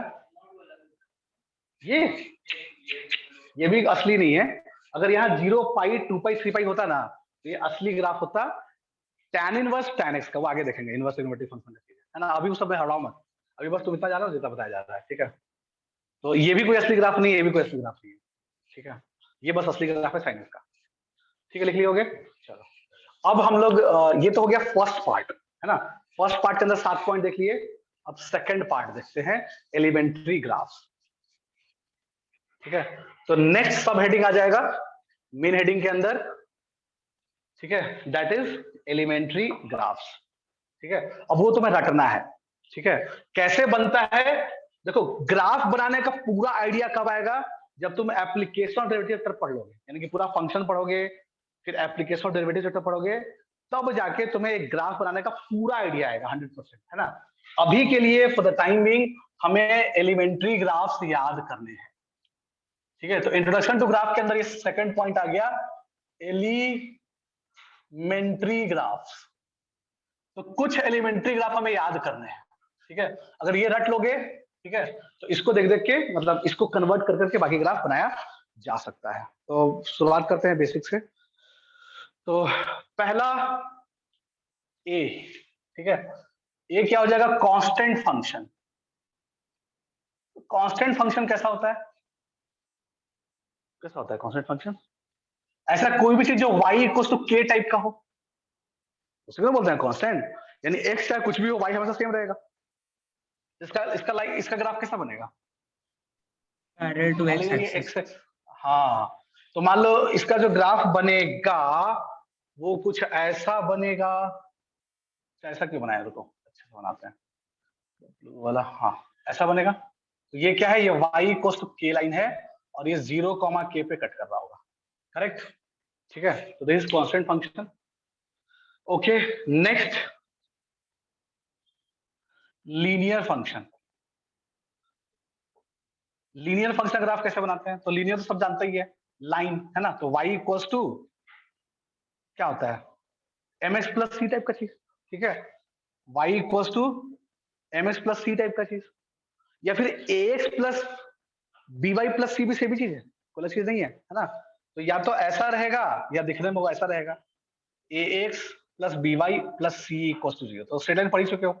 ठीक है, तो लीनियर फंक्शन कैसा दिखता है? अब इसमें ज्यादा बताने की जरूरत तो है नहीं, पूरा का पूरा चैप्टर पढ़ाया हो चुका है इस पे। इसका मतलब कि ये तो कैसे ही बन जाएगा, है ना। This is x axis, this is y axis, तो बना लो जैसा मन है ना। तो ये कुछ ऐसा बन जाएगा। ठीक है, इस लाइन का स्लोप m है और ये 0, c पे कट कर रहा है, और ये ग्राफ हो गया y को प्लस सी, खत्म बात, इतना पता ही है सबको। तो ऐसे लीनियर फंक्शन बनाते हैं। ठीक है, नेक्स्ट है c, क्वाड्रेटिक फंक्शन। नेक्स्ट है क्वाड्रेटिक फंक्शन। ठीक है, तो क्वाड्रेटिक फंक्शन ग्राफ कैसा बनेगा? This is x axis, this one is y axis. ठीक है, क्वाड्रेटिक फंक्शन का ग्राफ कैसा बनता है? और क्वाड्रेटिक फंक्शन होता क्या है भाई? पता ही होगा तुम लोग को कि y equals to ax square plus bx plus c, ऐसे होता है क्या? ठीक है ना, हाँ, इसका ग्राफ बनाना है। अच्छा एक चीज पूछते हैं तुम लोगों से, ax square plus bx plus c equals to 0, इसका ग्राफ बन सकता है क्या? हाँ पैराबोलिक आता है। क्या हम इसका ग्राफ बना सकते हैं? नहीं, ये सिर्फ 2 पॉइंट है, बहुत सही बोल रहा है ये सिर्फ 2, इसका जो 2 रूट आया होगा ना, इसका फोटो कैसा बनेगा? अगर तुम्हें फोटो ही बनाना है, इसका फोटो कैसा बनेगा? तो कोई एक्स एक्सिस होगा, मान लो इसका अल्फा बीटा रूट है फॉर एग्जांपल, तो एक अल्फा कॉमा 0, एक पॉइंट यहाँ पे, एक पॉइंट यहाँ पे, खत्म बात। ठीक है, यही इसका फोटो है, खत्म। बराबर, आपको इसका फोटो यही आएगा, 2 पॉइंट, है ना। लेकिन अगर वाई पिक्चर में आ गया तो देखो ध्यान से सुनो, बात को समझ लो। ऐसा कोई भी मैथमेटिकल गंदगी, है ना, ऐसा कोई भी मैथमेटिकल गंदगी, कुछ भी मन में आ रहा है लिख लो, है ना। जैसे मान लीजिए हमने लिख लिया एक्स क्यूब, और भी कुछ गंदगी लिखना है, y square plus x root y plus e raise to x y, पता नहीं क्या लिख रहे हैं, है ना। और भी कुछ गंदगी लिखना लिख लो, है ना। तो और भी गंदगी फैला लो, है ना। जैसे log log of x square minus y square equals to 0, ठीक है। ये कोई मैथमेटिकल गंदगी है ना। तो इसको बोलेंगे मैथमेटिकल इक्वेशन, कुछ भी। तो ऐसा कोई मैथमेटिकल इक्वेशन जिसमें दो वेरिएबल हो, एक्स भी हो और वाई भी हो, ठीक है। तो इसका मतलब कि उसका फोटो जरूर एग्जिस्ट करेगा, है ना। जैसे हर बंदा, अगर जैसे हर बंदे का एक नाम होता है ना। हर बंदे का, जैसे मान लो कोई शुभम है फॉर एग्जाम्पल, ठीक है। तो शुभम अगर होगा, है ना, तो शुभम का कोई कोई फोटो भी होगा, है ना। उसका फोटो 3D में होगा क्योंकि इंसान है, समझ बात को। तो उसका इक्वेशन में एक्स भी आएगा, वाई भी आएगा, जेड भी आएगा। मान लो तुम्हें अपने बॉडी का इक्वेशन लिखना है ना। तो क्या करोगे, तो तुम्हारा बॉडी का भी इक्वेशन है, ऐसा नहीं कि नहीं है, समझ बात को। लेकिन तुम्हारे बॉडी के इक्वेशन में कोई बड़ा सा गंदा सा मैथमेटिकल इक्वेशन होगा जिसमें एक्स भी आ रहा होगा, वाई भी आ रहा होगा, 3 वेरिएबल आ रहा होगा, एक्स वाई जेड, तभी तो तुम 3D में हो, है ना। कोई कोई ऐसा बंदा, है ना, या कोई ऐसा चीज जो 2D में ही एग्जिस्ट करता है, समझ बात को, 2 डायमेंशनल चीज है। जैसे मान लो फॉर एग्जाम्पल, जैसे चलो फरवरी महीना में लोग ऐसा सिंबल बहुत बनाता है, ठीक है। तो इसका भी इक्वेशन है, ऐसा नहीं कि नहीं है, समझ बात को। इस हर फोटो का इक्वेशन होता है, हर 2 डायमेंशनल फोटो का इक्वेशन में एक्स और वाई नाम का 2 वेरिएबल दिखेगा, ठीक है। हर 3 डायमेंशनल ऑब्जेक्ट के इक्वेशन में एक्स वाई जेड दिखेगा, भले वो कितना भी कॉम्प्लिकेटेड हो, हमारे औकात के बाहर हो सकता है, हो सकता है कि हमारा खुद का इक्वेशन लिखना हमारे औकात के बाहर है ना, लेकिन लिखा जा सकता है। उसी को बोलते हैं 3D मैपिंग, है ना। या फिर नहीं सोचो कि 3D प्रिंटर, आजकल बहुत टेक्नोलॉजी वाला आता है ना, 3D प्रिंटिंग। 3D प्रिंटिंग तो क्या होता है, जो जो भी है कंप्यूटर क्या करता है, कंप्यूटर में कोई आदमी गया सपोज, या कोई ऑब्जेक्ट को डाल दिया कंप्यूटर में, ठीक है। वो क्या कर दिया, उसका इक्वेशन लिख लिया, कंप्यूटर क्या किया, उसका इक्वेशन लिख लिया, समझ रहे बात को। अब वो इक्वेशन जो है, अब वो बस उसको उसको क्या करना, सेम चीज प्रोड्यूस करना है, सेम टू सेम। तो मशीन क्या कर रहा है कि बार बार सेम चीज एग्जैक्ट प्रोड्यूस कर रहा है, समझ बात को। वही क्या 3D प्रिंटिंग, उसी को बोलते हैं 3D प्रिंटिंग, ठीक है। अच्छा, तो इसका मतलब कि इसमें क्या हो गया, ये 1D चीज है, इसमें सिर्फ एक्स है, एक ही वेरिएबल है। नहीं, इस इक्वेशन में क्या है, एक ही वेरिएबल है। तो अगर 1D चाहिए तो ये कुछ कलेक्शन ऑफ पॉइंट होगा, वो भी डिस्क्रीट पॉइंट होगा, समझ बात को। ये कोई कंटिन्यूअस टाइप का 2D में डायग्राम नहीं बनेगा इसका, समझ बात को, ठीक। इसका इसका इसका कुछ गंदा सा आएगा, पता नहीं क्या बनेगा, लेकिन इसका 2 पॉइंट कैसे आएगा, एक्स और वाई दोनों दिख रहा है ना, एक्स दिख रहा है, वाई दिख रहा है, जेड कहां दिख रहा है, नहीं दिख रहा है ना। एक्स और वाई नाम का चीज दिख रहा है, तो कुछ भी होगा, पता नहीं क्या है, बट है 2D में कोई गंदा सा चीज, समझ रहे हो, है 2D में कोई गंदा सा चीज, हमारे औकात के बाहर है उसका इक्वेशन, मतलब उसका ग्राफ बनाना। इसका सिर्फ 2 पॉइंट आएगा, तो हाँ, इसका इसका ग्राफ आएगा, इसका ग्राफ आएगा, इस वाले ग्राफ कैसा भी हो सकता है, आई डोंट नो कि कैसा बनेगा, बट कोई ग्राफ 2D में होगा इसका ग्राफ, है ना। कुछ ऐसा हो सकता है, पता नहीं क्या होगा। हाँ नहीं, पॉइंट नहीं होगा, ग्राफ होगा, क्योंकि एक्स भी है, वाई भी है, समझ बात को। इसका एक कॉन्टिन्यूअस कुछ ग्राफ, कुछ भी अजीब टाइप का होगा, पता नहीं क्या है, बट 2D में कोई ग्राफ होगा इसका, ठीक है। अगर एक्स वाई जेड दिख रहा है किसी भी इक्वेशन में, कोई भी मैथमेटिकल गंदगी है जिसमें एक्स भी दिख रहा है, वाई भी दिख रहा है, जेड भी दिख रहा है, वो एक 3D में कोई डायग्राम है, वो 3D ऑब्जेक्ट है, कोई 3D ऑब्जेक्ट का इक्वेशन है, ठीक है। तो हर मैथमेटिकल इक्वेशन का अपना फोटो होता है, समझ बात को, और हर फोटो का अपना इक्वेशन होता है, समझ बात को। जैसे कैसे होता है, हर बंदे का नाम होता है, नाम है तो बंदा भी है, बंदा है तो नाम है, तो वैसे ही अगर ये फोटो है तो इसका नाम भी होगा, समझ बात को, वही चीज है। तो हर फोटो का अपना नाम होता है और हर नाम का अपना वो, तो जो भी है, ठीक है, चलो समझ में। तो वैसे ही अब ये क्या है, ये एक इक्वेशन है, ठीक है। अब इस इक्वेशन ग्राफ बनेगा, तो इस क्वाड्रेटिक इक्वेशन पढ़ चुके हो, तो आई गेस आता होगा कैसा होता है इसका ग्राफ। अपवर्ड पैराबोला, डिपेंड करता है, अपवर्ड डाउनवर्ड कुछ भी हो सकता है, वो तो ए पे डिपेंड करता है ना। अच्छा, तो अगर ए पॉजिटिव हो गया तो अपवर्ड आएगा, और अगर ए निगेटिव हो गया तो डाउनवर्ड आएगा, ठीक है। अब ये जो वर्टेक्स होता है, इसका कोऑर्डिनेट क्या होता है, याद किए होगे वर्टेक्स में, क्या होता है, क्या क्या, minus b by 4a 2a comma minus d by 4a, सही है, करेक्ट। तो वर्टेक्स क्या होता है, minus b by 2 comma minus d by 4a, ठीक है। वैसे ही इसका वर्टेक्स भी सेम ही हो जाएगा, इसका अलग होगा, है ना। तो वर्टेक्स हो जाएगा -b/2a कॉमा -d/4a, अगर a पॉजिटिव है तो अपवर्ड और a नेगेटिव तो डाउनवर्ड। ये चीजें पढ़ चुके हो क्वाड्रेटिक में, इसमें कोई डिटेल डिस्कशन नहीं करेंगे, ठीक है। कहानी में आगे बढ़ते हैं।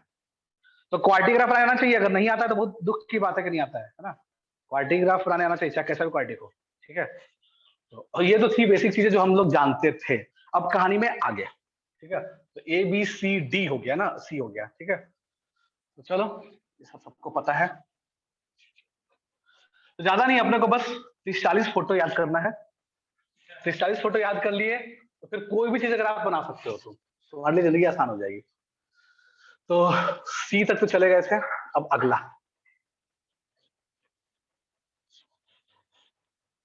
अगली कहानी वही पुरानी। चलो हाँ, अगला है डी पार्ट, अगला है डी पार्ट।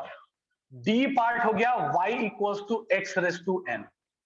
इसके अंदर 8 केस होगा, केस 1, ठीक है। केस 1 क्या है, जब n जो है वो या तो 2 हो जाए या 4 हो जाए या 6 हो जाए या 8 हो जाए एंड सो ऑन। यानी कि बेसिकली हम कहना क्या चाह रहे हैं कि n जो है वो 2k टाइप का चीज हो जाए, where k belongs to i plus some positive integer. क्या i प्लस मतलब क्या हो गया, पॉजिटिव इंटीजर है k। ऐसा नहीं कि -2 -4 रख रहा है, उसको नहीं रखना है, ठीक है। 2 4 6 एंड सो ऑन, ठीक है। तो जो k है पॉजिटिव नेचुरल नंबर, मतलब क्या हो गया, i प्लस क्या होता है, 0 तो नहीं आएगा i प्लस में, है ना। तो 2 आएगा, k बिलोंग्स टू, k की वैल्यू 1 रख सकते हो, तो ये n की वैल्यू 2 आ जाएगी। तो इसका मतलब कि जब n जो है वो 2k टाइप का होगा, अगर k belongs to i plus, यानी कि n 2 4 6 टाइप का चीज आ रहा है। तो इसका मतलब कि ग्राफ किसका है, y equals to x square, या फिर y equals to x to 4, या फिर y equals to x to 6 and so on. ऐसा नहीं बात, ठीक है। तो सबका शेप सेम ही होता है, ठीक है, मोर और लेस सबका शेप सेम ही होता है। कैसा होता है भाई, तो पता ही होगा मेरे ख्याल से, पता है ना, ये आता है सबको, आता है कि नहीं आता है, आता है, बोलो, नहीं आता है, अरे कैसे जीवन जी रहे हो, तो देख लो ना। इतना एक साल जिंदगी जी लिए, तब तक तो पता होना चाहिए, है ना। यही शेप होता है सबका, सबकी कहानी सेम ही होती है। हाँ, समस्या कब आएगी, जब दोनों ग्राफ सेम में बनाना हो, सेम ग्राफ पेपर पे, अगर इसका भी ग्राफ बनाना हो, इसका ग्राफ बनाना, तो कैसे बनाएंगे, उस पर भी आते हैं। तो ये शेप होता है y equals to x square का। मान लो ये ग्राफ है y equals to x square का, ठीक है। तो within this same graph, अगर तुम्हें ग्राफ बनाना है y equals to x to 4 का, तो मुझे ये बताओ कि जब x -1 से +1 के बीच में लाई करेगा, अच्छा दोनों बराबर कब होगा, एक्स स्क्वायर और एक्स टू 4 बराबर कब होगा, 1 पे, -1 और +1 पे। जब एक्स वैल्यू -1 होगी तो भी बराबर आएगा इसकी वैल्यू, और मतलब यानी कि दोनों ग्राफ इंटरसेक्ट करेगा कहां पे, -1 और +1 पे। क्योंकि जब हम एक्स की वैल्यू 1 रख रहे हैं, तो एक्स स्क्वायर की वैल्यू क्या आ रही है, वाई की वैल्यू क्या आ रही है, 1 आ रही है, और -1 रख रहे हैं तो भी वाई की वैल्यू 1 आ रही है, ठीक है। तो सिमिलरली यानी कि दोनों इंटरसेक्ट करेगा -1 और +1 पे, ठीक है। तो इसका मतलब ये दोनों के दोनों ग्राफ यहां पे पक्की बात है इंटरसेक्ट कर रहा होगा, ठीक है, ओके। तो जब x -1 से +1 के बीच में लाई करेगा, तो बड़ा कौन, एक्स स्क्वायर बड़ा, जब हम बोलें कि x बिलोंग्स टू -1 से +1, तो कौन बड़ा, एक्स स्क्वायर बड़ा कि एक्स टू 4 बड़ा, एक्स स्क्वायर। एक्स स्क्वायर बड़ा। अरे जब 0 से 1 पावर होता है, समझ रहे बात को, रख के देख लो ना भाई, 0 से 1 पावर, तो लोअर, तो ये बड़ा होगा, स्क्वायर बड़ा हो जाएगा ना। तो बड़ा होने का मतलब क्या हो गया कि उसका ग्राफ ऊपर होगा, एक्स स्क्वायर ग्राफ ऊपर होगा, एक्स टू 4 का ग्राफ नीचे होगा, कहां, -1 से +1 के बीच में, है ना। अच्छा, और जब x बिलोंग्स टू -∞ से लेके -1 यूनियन 1 से इन्फिनिटी होगा, तो बड़ा कौन, एक्स स्क्वायर बड़ा कि एक्स की पावर 4 बड़ा, एक्स पावर 4 बड़ा। यानी कि जब x 1 के बाहर बाहर होगा, ठीक है, जब x -1 और +1 के बाहर बाहर होगा, ठीक है, तो उस केस में x की पावर 4 बड़ा होगा, यानी कि y इक्वल्स x की पावर 4 का ग्राफ ऊपर होगा, ठीक है। तो यानी कि कहानी कुछ ऐसी बन रही होगी, देख लो एक बार, अब 0 पे सेम ही होगा। अब तुम देखना ब्लू वाला ग्राफ किसका है, ब्लू वाला ग्राफ है y equals to x to 4 का। तो तुम ध्यान से देखना, y इक्वल टू x⁴ का ग्राफ जो है 1 से जब बड़ा है नंबर तो ऊपर है, ब्लू वाला ग्राफ ऊपर है और रेड वाला ग्राफ नीचे है। जब 0 से 1 के बीच में नंबर तो ब्लू वाला नीचे है और रेड वाला ऊपर है। समझ आया बात? तो within this same graph बना सकते हैं ऐसे, है ना। जैसे x⁻6 क्या हो जाएगा, और ज्यादा स्टीप हो जाएगा, x⁻6 वाला ऐसे हो जाएगा। समझ आया बात? नहीं आया? आ रहा होगा, ठीक है। तो अगर इसी में हम थोड़ा डॉटेड बना देते हैं ताकि तुम्हें समझ में आ जाए। अगर तुम्हें ये ब्लैक से बना देते हैं, x⁻6 का ग्राफ ऐसा दिखेगा। समझे बात को? ब्लैक वाला किसका ग्राफ है, y इक्वल टू x⁻6 का, ठीक है। तो with in the same graph अगर बनाना पड़ता है ऐसे बनाएंगे, बट शेप सबका सेम ही होता है। मतलब पूरा ऐसे थोड़ा ज्यादा गड़बड़ हो गया है, मतलब इतना भी ठीक नहीं होता है कि ऐसे उधर ही झुकने लगे, ऐसा नहीं होता है। हाँ वो टाइप होगा, बिल्कुल बिल्कुल स्टीप हो जाएगा, बिल्कुल सही बात है ना। बट ये थोड़ा सा गलत लगा ना, ठीक है समझ लो, है ना, बस डिफरेंस दिखाने के लिए हमने ऐसा बनाया। तो दिस इज केस 1, क्लियर। अब आते हैं, इसमें 8 केस है, याद करना है। केस 2, केस 2 में क्या हो जाएगा, जब n जो है ना, n आ जाए -2, -4, -6, -8 एंड सो ऑन, ठीक है। इसका मतलब कि n जो है वो -2 के टाइप का है, where k belongs to i plus, ठीक है। तो ग्राफ क्या हो जाएगा, y इक्वल्स टू x⁻², या फिर इसी को बोल सकते हैं हम लोग अदर वे में, y इक्वल्स टू 1/x², ठीक है। y इक्वल्स टू x⁻4, इसी को दुनिया वाले क्या बोलेंगे, y इक्वल्स टू 1/x⁴, हो सकता है y इक्वल्स टू x⁻6 हो जाएगा 1/x⁶, correct, and so on. सबका शेप सेम ही टाइप का होगा। क्या होगा, अब हम एक ही में सब नहीं बनाएंगे, बस एक एक बना के दिखा देंगे, ठीक है, क्या चल रहा है, तुम लोग समझ ही जाओगे कहानी, ठीक। तो अब इसी में देख लेते हैं, ये हो गया x एक्सिस, ये हो गया y एक्सिस। हमें ग्राफ बनाना है y इक्वल टू 1/x²। तो इसका डोमेन में क्या 0 आएगा क्या, नहीं आएगा ना, ठीक। इसके डोमेन में 0 तो नहीं आएगा, तो यानी कि हम कोशिश कर रहे हैं, कोशिश हमारी क्या है, y इक्वल टू 1/x² का ग्राफ बनाने का। तो साफ साफ दिख रहा है कि x बिलोंग्स टू क्या आएगा, ऑल रियल नंबर आएगा, यानी कि डोमेन में ऑल रियल नंबर आएगा एक्सेप्ट 0, क्योंकि 0 रखेंगे तो पाप हो जाएगा, पाप होने का मतलब क्या हो गया, फंक्शन अनडिफाइंड हो जाएगा, ठीक है। तो 0 रख ही सकते हैं, यानी कि 0 पे तो फंक्शन कोई वैल्यू नहीं लेगा, ठीक है। यानी कि y इक्वल टू 0 लाइन को कट भी करेगा होगा, समझे बात को? अच्छा, ओके। अब नेक्स्ट बात क्या है, अगर इसी में मान लो अगर हम 0+ की बात करें, है ना। अब 0+ किसको बोलते हैं, मान लीजिए कि हमने x को ले लिया 0+, तो 0+ किसको बोलते हैं, 0+, देखो अब जैसे हम 0 से जस्ट बड़ा, तो बोलेगी 0 से जस्ट बड़ा कौन सा नंबर है, 0.1, कोई बोलेगा 0.11, कोई बोलेगा अरे सॉरी, कोई बोलेगा 0.01, कोई बोलेगा 0.001, कोई बोलेगा 0.00000000001, है ना। समझ बात को? कोई बोलेगा कि कोई अपना पेन ही खत्म कर देगा, है ना, 0.00 लिखते लिखते उसका पेन खत्म हो गया, लास्ट में लिख देगा, ठीक है। इसका मतलब ये भी 0+ ही कहलाएगा। तो इसीलिए अब इसको, ये कोई नंबर नहीं है, ये एक नोटेशन है, ये एक सिंबल है ना, 0 से जस्ट बड़ा नंबर को दिखाने के लिए, है ना। बट हम लिख तो उसपे नहीं है, तो हमने 0+ बोल दिया। तो जब x की वैल्यू 0+ है तो y की वैल्यू क्या आएगी, 1/0+ आएगा, 0+ का स्क्वायर भी 0+ होगा, तो 1/0+ कितना होता है, 1/0+ क्या होता है, इन्फिनिटी, करेक्ट। अब 0+ मतलब क्या हो गया, देखो मन में देख लो, 0+ मतलब क्या हो गया, 0.001, 0.000000001 मतलब लिख दिए, है ना। जब डेसिमल हटाओगे, मतलब डेसिमल हटाओगे तो जितना डेसिमल के बाद डिजिट है उतना 0 ऊपर में आ जाएगा, है ना, नीचे में 1 आ जाएगा, तो कितना बड़ा नंबर आ जाएगा, लाखों करोड़ नंबर आ गया ना, ठीक है। सही बात, इसका तो इन्फिनिटी होता है ये। तो 1/0+ क्या होता है, इन्फिनिटी होता है, करेक्ट। तो जब x की वैल्यू 0 पे तो फंक्शन है ही नहीं, बट जब x की वैल्यू 0+ है, ठीक है, तो y की वैल्यू प्लस इन्फिनिटी है ना, यानी कि बहुत बड़ा y ऊपर में कहीं इन्फिनिटी ले रहा होगा।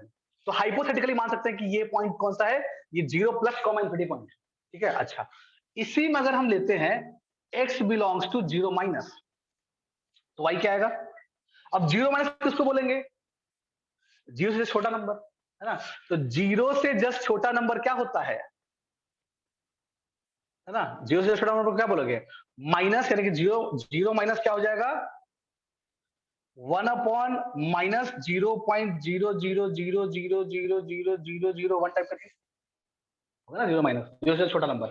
तो जब डेसिमल हटाओगे तो ये भी आएगा बहुत बड़ा नंबर, लेकिन निगेटिव में आएगा, यानी कि माइनस इन्फिनिटी, अच्छा माइनस इन्फिनिटी आएगा क्या भाई, यहाँ स्क्वायर है, तो जीरो माइनस का स्क्वायर, तो जीरो माइनस का स्क्वायर क्या आ जाएगा, जीरो प्लस ही आएगा, समझ रहे बात को, तो इसका मतलब ये भी क्या आएगा, इन्फिनिटी आएगा, ठीक है, यानी कि जीरो माइनस पे वैल्यू क्या ले रहा है, इन्फिनिटी ले रहा है, ठीक है। अच्छा, अब अगर हम बात करें x जब इन्फिनिटी को जा रहा है, ठीक है, तो y कहां जाएगा, 1/इन्फिनिटी का स्क्वायर इन्फिनिटी होता है, ठीक है, तो 1/इन्फिनिटी कितना हो जाएगा, जीरो प्लस, है ना, जीरो एग्जैक्टली कैसे बोलेंगे, जीरो से जस्ट बड़ा, समझ रहे बात को, 0.0001 टाइप कर जाएगा, है ना, तो इसका मतलब कि जीरो प्लस आ रहा है कब, जब x इन्फिनिटी है, जब x इन्फिनिटी है तो y क्या आ रहा है, जीरो प्लस आ रहा है, यानी कि ग्राफ यहां से शुरू हो रहा है और ऐसे जा रहा है। वैसे ही सिमिलरली जब x की वैल्यू माइनस इन्फिनिटी लेंगे तो y क्या आ जाएगा, 1/-इन्फिनिटी का स्क्वायर, मन में कह सकते हैं, तो माइनस इन्फिनिटी का स्क्वायर कोई बहुत बड़ा नेगेटिव नंबर है, उसका स्क्वायर करें तो पॉजिटिव नंबर आ जाएगा बहुत बड़ा, ठीक है, तो ये बेसिकली क्या आ जाएगा, ये आ जाएगा 1/इन्फिनिटी आ जाएगा, तो ये भी क्या आ जाएगा, जीरो प्लस ही आएगा, ठीक है, तो इसका मतलब कि यहां भी क्या आ जाएगा, जीरो प्लस ही आएगा, समझ आया बात, इसको ज्वाइन कर दिया,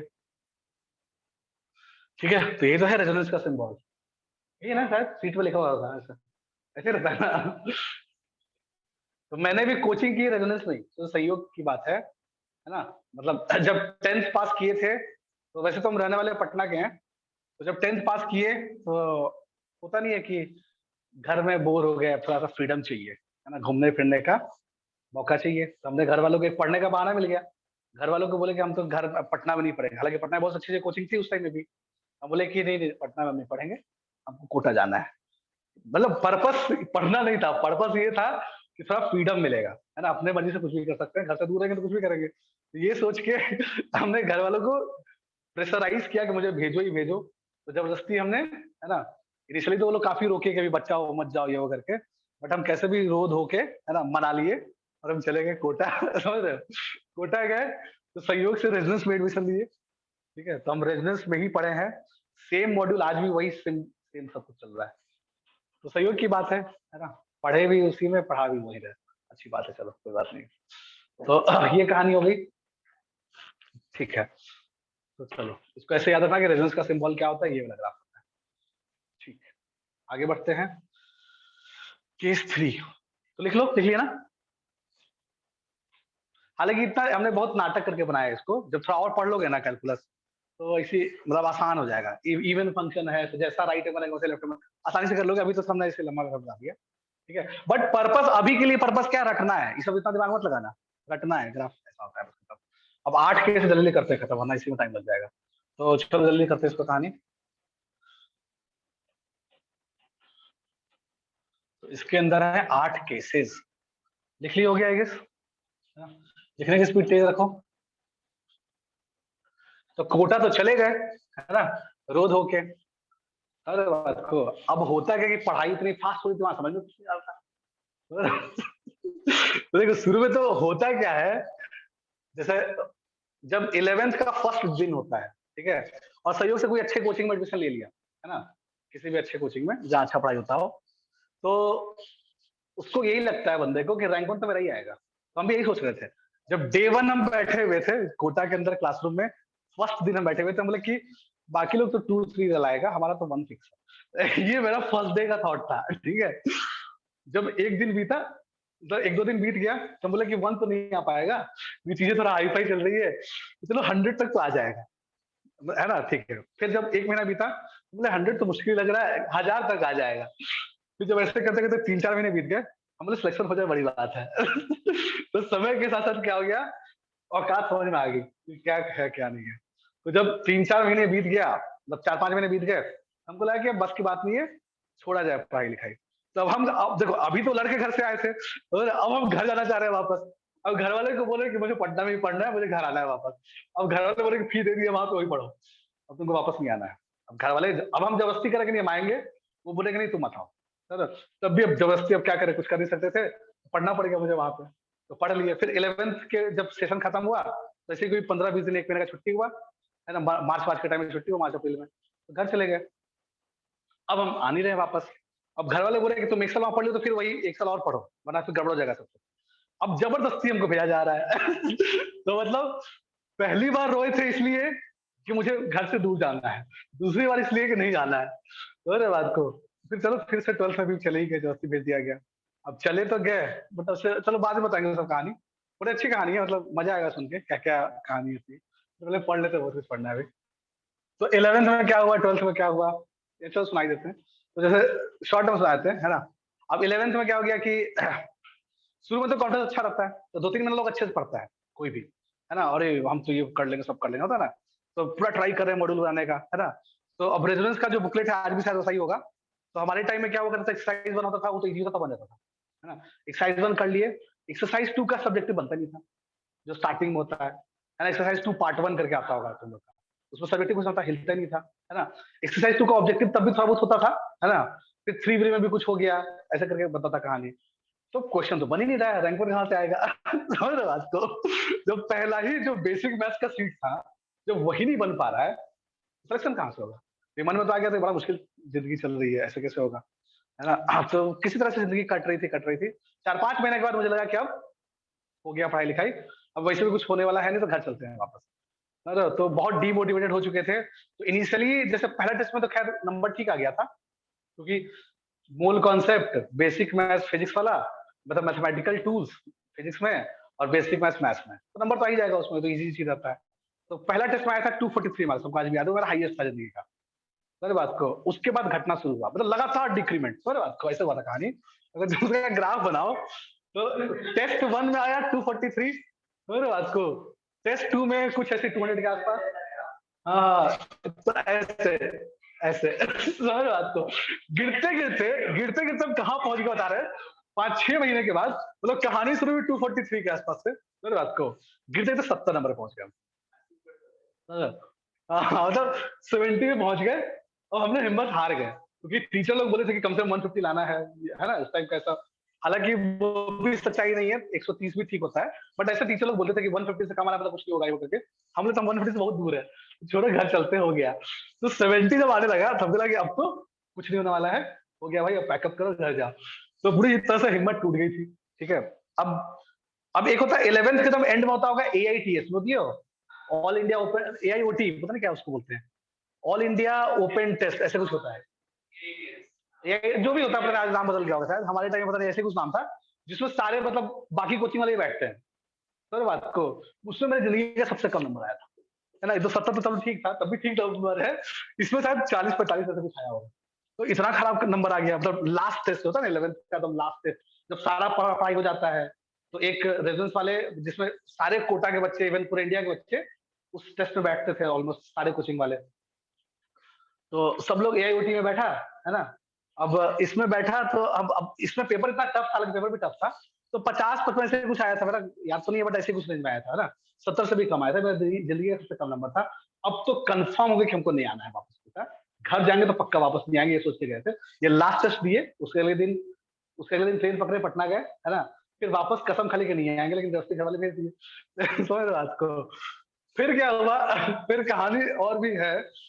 फिर जैसे हम फिर वापस कोटा गए, अब तो इस बार जबरदस्ती लाया गया मुझे कोटा में, समझ रहे हो बात को। अब जबरदस्ती लाया गया, पढ़ने का मन तो है नहीं, ठीक है। अब हुआ क्या कि हम क्लास एब्सेंट करना शुरू कर दिए। तब तक हम क्लास करते थे, भले ही समझ में आया नहीं आया, क्लास किया करते थे। हमने क्लास एब्सेंट करना शुरू किया। तो स्टार्टिंग में ऑर्गेनिक केमिस्ट्री पढ़ाई होता है, केमिस्ट्री में 12th के स्टार्टिंग में। मैथ्स में फंक्शन होता है, ठीक है। और फिजिक्स में इलेक्ट्रोस्टैटिक्स होता है, ठीक है। ये 3 सब्जेक्ट छूट गया मेरा। यानी कि शुरू में क्या चिल मारे, घर वाले जबरदस्ती भेज दिया, होना तो है नहीं, तो क्यों पढ़े। तो क्या होता था कि उस टाइम में कोटा में साइबर कैफे, बहुत तरह का डिस्ट्रैक्शन था, है ना। हर तरह के डिस्ट्रैक्शन में हम लिप्त हो गए, है ना। तो जब 11th में गए थे, तो कोई नहीं आता था मुझे। जब 12th में गए, तो हर मोहल्ले में मुझे जान रहा है, 4-5 दोस्त निकल रहा है, हर गली में 4 दोस्त निकल रहा है, कहाँ जा रहे हो करके। तो इस तरह का माहौल बन गया था। तो पूरा मतलब अपना मस्ती वस्ती में घूम रहे हैं। तो क्या क्लासेस खूब अपसेट करना स्टार्ट कर दिया। तो ये करते करते कहानी क्या हो गया 3 चैप्टर शुरू का छूट गया सर। अब उसके बाद क्लास में गए, मतलब लगभग 20-25 दिन, 1 महीना लगभग लगातार एब्सेंट मार दिए। स्टार्टिंग 1 महीना हम क्लास गए ही नहीं सर। बात को मतलब कोटा में थे, हम कोटा में थे, बट हम क्लास नहीं जाते थे, आराम से सो रहे हैं। घर से फोन आ रहा है कि क्लास जा रहे हो, हाँ हाँ जा रहे हैं, हाँ मम्मी जा रहे हैं, रोज जा रहे हैं, बस मस्त। ठीक है, तो घर वालों को झूठ बोल रहे हैं, मस्त एंजॉय कर रहे हैं। तो 1-2 महीना लगभग क्लास नहीं गए, सब कुछ छूट गया। अब क्या हुआ, अब क्लास भी जाए तो कुछ समझ में नहीं आ रहा है ना। ऑर्गेनिक में पता नहीं कौन सा बेंजीन रिंग चल रहा है, ये लोग क्या करवा रहे हैं, कौन सा इलेक्ट्रोफाइल न्यूक्लियोफाइल, को समझ में नहीं आ रहा है क्या चल रहा है। तो पूरा का पूरा कहानी ऐसा हो गया कि क्लास में 4 घंटा 5 घंटा बैठ रहे हैं, बट दिमाग में 1% भी नहीं जा रहा है। कम से कम 11th में तो कुछ जा रहा था, 50% 30% कुछ जा रहा था। 12th के में जब 1-2 महीने गैप के बाद जाएंगे तो कहाँ समझ में आएगा, कुछ नहीं समझ आ रहा था।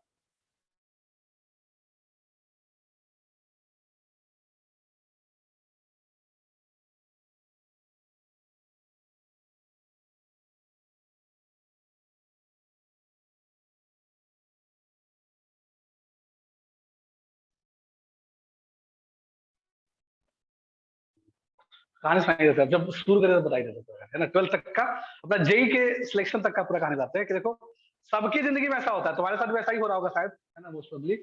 तो सबके साथ होता है यार, ऐसा नहीं है, तो हिम्मत नहीं आना चाहिए, बस कहानी का ये लास्ट पे ही निकलेगा। तो अब ऐसा कुछ कहानी हो गया, समझ रहे बात को। कोटा में अच्छी बात ये होती है कि रेजिडेंस का बहुत बड़ा बिल्डिंग है ना, इतना बड़ा बिल्डिंग है कि हम क्या बताएं। बगल में एक सिटी मॉल है, समझ बात को, कोटा का मॉल है। कोटा का मॉल का बिल्डिंग छोटा है और रेजिडेंस का बिल्डिंग बड़ा है, तो समझ सकते हो कितना बड़ा बिल्डिंग है। तो हुआ क्या कि हमने फी वापस ले लिया, तो वापस में भी कुछ काट कूट के दिए, 50% के आसपास फी दिए, तो 1 लाख के आसपास उस टाइम में दिए थे हम फी।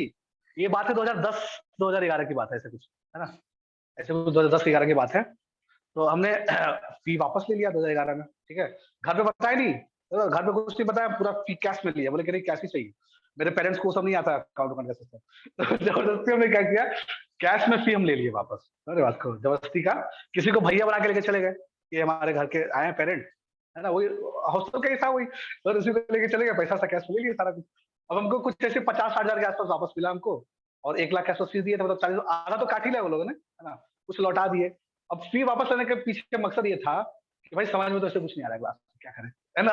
हालांकि गलती मेरी थी, टीचर की गलती नहीं थी, सिस्टम में गलती थी, सिस्टम ठीक पढ़ा रहा था, हमारी गलती थी, हमने एक पाप किया। तो फिर हम क्या किए कि कोटा में कुछ कुछ इंडिविजुअल कोचिंग पकड़ लिए, है ना, जहाँ पे 2-4 बच्चे बैठते हैं, है ना, थोड़ा पर्सनल अटेंशन मिले, पीछे का बैकलॉग सुधारे, तभी तो आगे समझ में आएगा। तो क्योंकि हम कमी पहचान लिया कि जब तक हम पीछे के सुधारेंगे कैसे समझ में आएगा चीजें जो कनेक्टेड है। तो इसलिए हमने क्या किया, कहीं अलग अलग, जैसे ऑर्गेनिक का अलग से पकड़ लिए। फिजिक्स मेरे को आती थी, मतलब फिजिक्स का हमको पढ़ने जो पड़ा, फिजिक्स कर लिए खुद से। मैथ्स और ऑर्गेनिक का हमने अलग से एक गाइडेंस लिया कहीं और से। तो वो मेरा 50,000 जो फी था, वो 2 जगह बट गया, केमिस्ट्री और मैथ्स के ट्यूशन में, समझ लो, पर्सनल ट्यूशन में वो सब सारा पैसा चला गया। तो हालांकि उस पैसे को वेस्ट नहीं किया, हमने सही जगह लगाया, है ना। अब बात आ गई कि अब रेजोनेंस में भी तो क्लास करना है ना, तो रेजोनेंस वाले ने टी शर्ट दिया था, तुम लोगों के साथ नहीं मिला है ना, तो वहां पे हम लोग को उस टाइम में टी शर्ट दिया गया था एक। तो अब टी शर्ट है ही, आई कार्ड है ही, है ना बात को। तो वही पुराना वाला आई कार्ड है ना, और बिल्डिंग में इतना भीड़ है, कौन चेक करेगा। तो समझ रहे बात को, हम सेम क्लासरूम में जाके बैठ रहे हैं, पढ़ रहे हैं, बस टेस्ट में मेरा नाम नहीं आता था, तो टेस्ट दे नहीं पाते थे, समझ रहे हो? तो टेस्ट का तो पूरा मिल जाए मुझे, है ना। लेकिन हम क्लासेस पूरी कर रहे हैं, हम रेजोनेंस का भी क्लास कर रहे हैं पूरा का पूरा, है ना, बिना फी दिए हुए। फिर उसके बाद अलग से 2 जगह जा रहे हैं क्लास करने। तो मतलब मेरा पूरा दिन तो क्लास करने ही भी निकला, तो होमवर्क कब बनाएंगे, प्रैक्टिस कब करेंगे। तो लाइफ में एक बड़ा चैलेंज आ गया मेरी लाइफ में, कि जब ठीक है पढ़ाई हो रही है, समझ में भी आ रहा है, सब कुछ सही चलने लगा, जब हमने वैसा वैसा टेक्निक अपनाया, तो घर वालों को बोला कि हम रेजोनेंस में पढ़ रहे हैं, कोई दिक्कत नहीं है। घर वालों को हमने यही बोला कि सब कुछ सही चल रहा है। और अब जैसे 3-4 क्लास रेजिडेंस के अंदर चल रहा है, फिर 2 क्लास हम अलग से ले रहे हैं, तो जो बच्चा 5-6 क्लास कर रहा है दिन भर में, उसको टाइम कहाँ से मिलेगा अपना खुद का पढ़ने का। तो ये चैलेंज आ गया लाइफ में। तो वहां पे बहुत स्किल मैटर करता था। जैसे अब जैसे इनऑर्गेनिक ऑर्गेनिक का होमवर्क है, तो डीपीपी मिल रहा था, कुछ होमवर्क मिल रहा था, तो वो ऐसे ही रास्ता में जाते थे बनाते थे, तो टाइम ही नहीं है भाई, क्या करें। तो रास्ता में से चले 10 मिनट का वॉकिंग है, तो ऐसे अपना खोले हुए हैं मॉड्यूल या जो भी मिला हुआ है, अपना वही मन में सोच, क्योंकि तो मेंटली होता है, उसमें तो कोई बहुत ज्यादा पेन चलाना होता नहीं है। तो जो ऑर्गेनिक इनऑर्गेनिक का पार्ट था, जो जो होता नहीं है, बाई वर्ड कर सकते हैं, तो वो हम रास्ते में करते थे, ठीक है। जब बाथरूम जाते थे, बाथरूम में 5 मिनट टाइम लगता है, तो बाथरूम में क्या करते थे, उस जमाने तो फोन वगैरह था नहीं, तो हम क्या करते थे कि एक एक पन्ना में फॉर्मूला लिख लिए, 10 फॉर्मूला लिख लिए, 15 फॉर्मूला लिख लिए, जेब में डाल लिए। वो हमेशा जेब में रहता था मेरे, हर जेब में फॉर्मूला, हर जेब में फॉर्मूला का लिस्ट है, इधर मैथ का, इधर फिजिक्स का, इधर केमिस्ट्री का टाइप का। तो मतलब बाथरूम में 5-10 मिनट वेस्ट क्यों करना, है ना? तो उसमें भी फॉर्मूला याद करें, क्योंकि फॉर्मूला अगर हम अलग से बैठ के याद करने लगे तो प्रैक्टिस कब करेंगे? टाइम ही नहीं है मेरे पास। 2-3 घंटा बड़ी मुश्किल से निकाल पा रहे थे पढ़ने के लिए, और उसमें प्रैक्टिस होनी चाहिए, क्वेश्चन की प्रैक्टिस होनी चाहिए, है ना? उसमें भी अब हम थ्योरी पढ़ने लगे और क्लास नोट्स फिर से पढ़ने लगे तो टाइम वेस्ट है ना, समझ बात को? तो क्लास नोट्स को तो क्लास ही में समझना है, क्योंकि मेरे पास टाइम नहीं है दोबारा पढ़े। फिर उसके बाद फॉर्मूला प्रैक्टिस, है ना? और छोटे मोटे जो मेंटली होते हैं सवाल, वो सब रास्ते में करना है। तो इस टाइप से हमने यूटिलाइज किया चीजों को, क्योंकि टाइम की बड़ी कंस्ट्रेंट हो गया था। ठीक है, अब देखो कहानी में ट्विस्ट कहाँ आता है। ये सब घटनाएं हो गई, अब क्या हो गया कि रेजोनेंस वाले ने फोन कर दिया घर पे कि आपका बच्चा फी वगैरह वापस ले लिया है ना? तो क्या रीजन था फी वापस लेने का? पूछते हैं ना कोचिंग वाले, हमने इतना उम्मीद नहीं किया था। हालांकि लगभग 1 महीना बीत चुका था फी वापस लिए हुए। उसके बाद रेजोनेंस वाले ने कॉल किया घर पे कि मतलब क्या कमी रह गई है ना कोचिंग की तरफ से कि बच्चा आपका फी वापस लिया है ये वो करके। तो घर वाले पूछे, अब घर वाले चौंक गए, ये क्या हो रहा है मामला, है ना? इसको मेरे से पढ़ने के लिए कर क्या रहा है पैसा वैसा का? तो फिर घर वाले आए, तो होता नहीं है, जितने भी परमुटेशन कॉम्बिनेशन हो सकते हैं किसी को पीटने के, है ना, इन ऑल पॉसिबल वेज, है ना? तो वो सर ऑल पॉसिबल वेज में पिटाई किया गया मेरा। ठीक है, अब इतना कुछ होने के बाद, जैसे इस एज में क्या होता है, एक जिद होता है। इस एज में जेई उसका क्रैक होता है, जो पढ़ता है उसका जेई क्रैक नहीं होता है ना? जो बाई नेचर वो जिद्दी होता है, समझ बात को, उसी का सिलेक्शन होता है। ये हमने देखा है, बहुत ऑब्जर्व करके बता रहे बात। जो बहुत सीधा साधा है ना, वो ठीक है, वो किसी आईटी में चला जाएगा, आईटी में जाएगा, है ना? सच्चाई बता रहे हैं। अगर बहुत टॉप लेवल के कॉलेज में जाना है तो वो जिद बहुत जरूरी होता है, वो तुम्हें उसको सही जगह यूटिलाइज कर दो। अब हुआ क्या कि अब घर वाले हमको जबरदस्ती ले जा रहे हैं। अब जब पढ़ने का मूड बना लिए हैं, अब हम मेरा सही चलने लगा है, पढ़ाई ठीक भी लग रहा है, पढ़ने में सब समझ में आ रहा है चीजें, तो अब घर वाले बोले चलो वापस, तुम बहुत ये कर रहे हो वो कर रहे हो, है ना? समहाउ हमने कैसे भी मैनेज किया, है ना? बट अब इतना पिटाई खा के जिंदगी पहली बार मार खाया, है ना? जिंदगी में पहली बार ऐसा हुआ कि भाई पिटाई खाया, वरना क्लास 10 तक तो मेरा अच्छा नंबर आता था, है ना? मैथ्स में 100 में 100 इस टाइप का सीन आता था। तो क्लास 10 में मेरा 92% आया था। तो तब तक तो मान लो कि सुपरस्टार थे, है ना? अपने मोहल्ले में सुपरस्टार थे, क्योंकि आज के डेट में कोई भी बच्चा 90% या 90% ऊपर लाता है क्लास 10 में, तो वो मोहल्ले का सुपरस्टार बन जाता है ना? हालांकि सच्चाई ये है कि सिर्फ सीबीएसई बोर्ड में इस साल 1 लाख, मतलब इस साल नहीं, 1-2 साल पहले 1,67,000 बच्चे, है ना, 95% मार्क्स लाए थे, सिर्फ सीबीएसई बोर्ड। बाकी बोर्ड का हम बोल नहीं, वो तो बात ही नहीं कर रहे हैं। तो सिर्फ सीबीएसई बोर्ड के अंदर जब इतने बच्चे 1.67 लाख स्टूडेंट, समझ बात को, जब 90 प्लस या 95 प्लस ला रहे हैं, तो मतलब कि अब जेई में सीट है 10,000 या 13,000 आज के डेट में, समझ बात को। तो मतलब कि लगता है कि तुम सुपरस्टार हो घर वालों को, रियलिटी में तुम नहीं हो, है ना? तो हम भी गलतफहमी में आ गए कि हम सुपरस्टार है मोहल्ले के, समझ बात को। अब जैसे कोई भी चाचा फूफा मामा जो भी घर में आ रहा है ना, सब लोग अरे आपका बेटा तो बहुत तेज है, ये कर रहा है वो कर रहा है, बहुत अच्छा है, 90% लाया ये वो, समझ बात को। तो मोहल्ले में तो नाम हो गया, हमको लगा कि भाई हम तो सुपरस्टार बन गए, समझ बात को। तो ठीक है, तभी तो सोच के हम फिर सोचे आईटी आईटी हो जाएगा, मैं तैयारी करते हैं, ये सोच के हमने किया। बट रियलिटी कुछ अलग होता है ना? 90-20% सबका आ जाता है तो कोई बड़ा बात नहीं है ना? तो मोहल्ले के सुपरस्टार थे ही। तो कभी घर में कोई पिटाई उटाई नहीं, बच्चा पढ़ने में तेज है तो क्या, कोई कुछ नहीं। तो बचपन से लेके मतलब समझ लो कि उस मोमेंट तक, लाइफ के उस मोमेंट तक, हम एक डांट तक नहीं सुने थे माँ बाप से, समझ रहे हो? इतना ऑल पॉसिबल में पिटाई हो गया है। तो ये दिल पे लग गया सर बात को। अब हम जिद में आ गए कि अब तो जेई क्रैक करके ही रहेंगे, अब घर तभी जाएंगे तो जेई क्रैक होगा। तो ऐसा कुछ जिद आ गया मन में। अब और ज्यादा पढ़ाई करने लगे, मतलब अब समझ रहे हो, अब मन में सो भी रहे हैं तो कोई फॉर्मूला चल रहा है दिमाग में, सोते सोते भी कुछ बैकग्राउंड में फॉर्मूला चल रहा है, या कोई क्वेश्चन सोच के सो रहे हैं काइंड ऑफ। तो वो जिद कहीं ना कहीं हमारा बहुत प्लस पॉइंट रहा मेरे ख्याल से। ऐसे करते करते समय बीतता गया, टेस्ट दे नहीं रहे, तो हमारी औकात बढ़ रही घट रही पता ही चल रहा है मुझे, समझ रहे हो बात को। हालांकि पढ़ाई अच्छी चल रही थी, बट हमारा लेवल कितना बढ़ा कितना घटा टेस्ट दे नहीं रहे, क्योंकि हम तो कोचिंग काम का डाल लिए।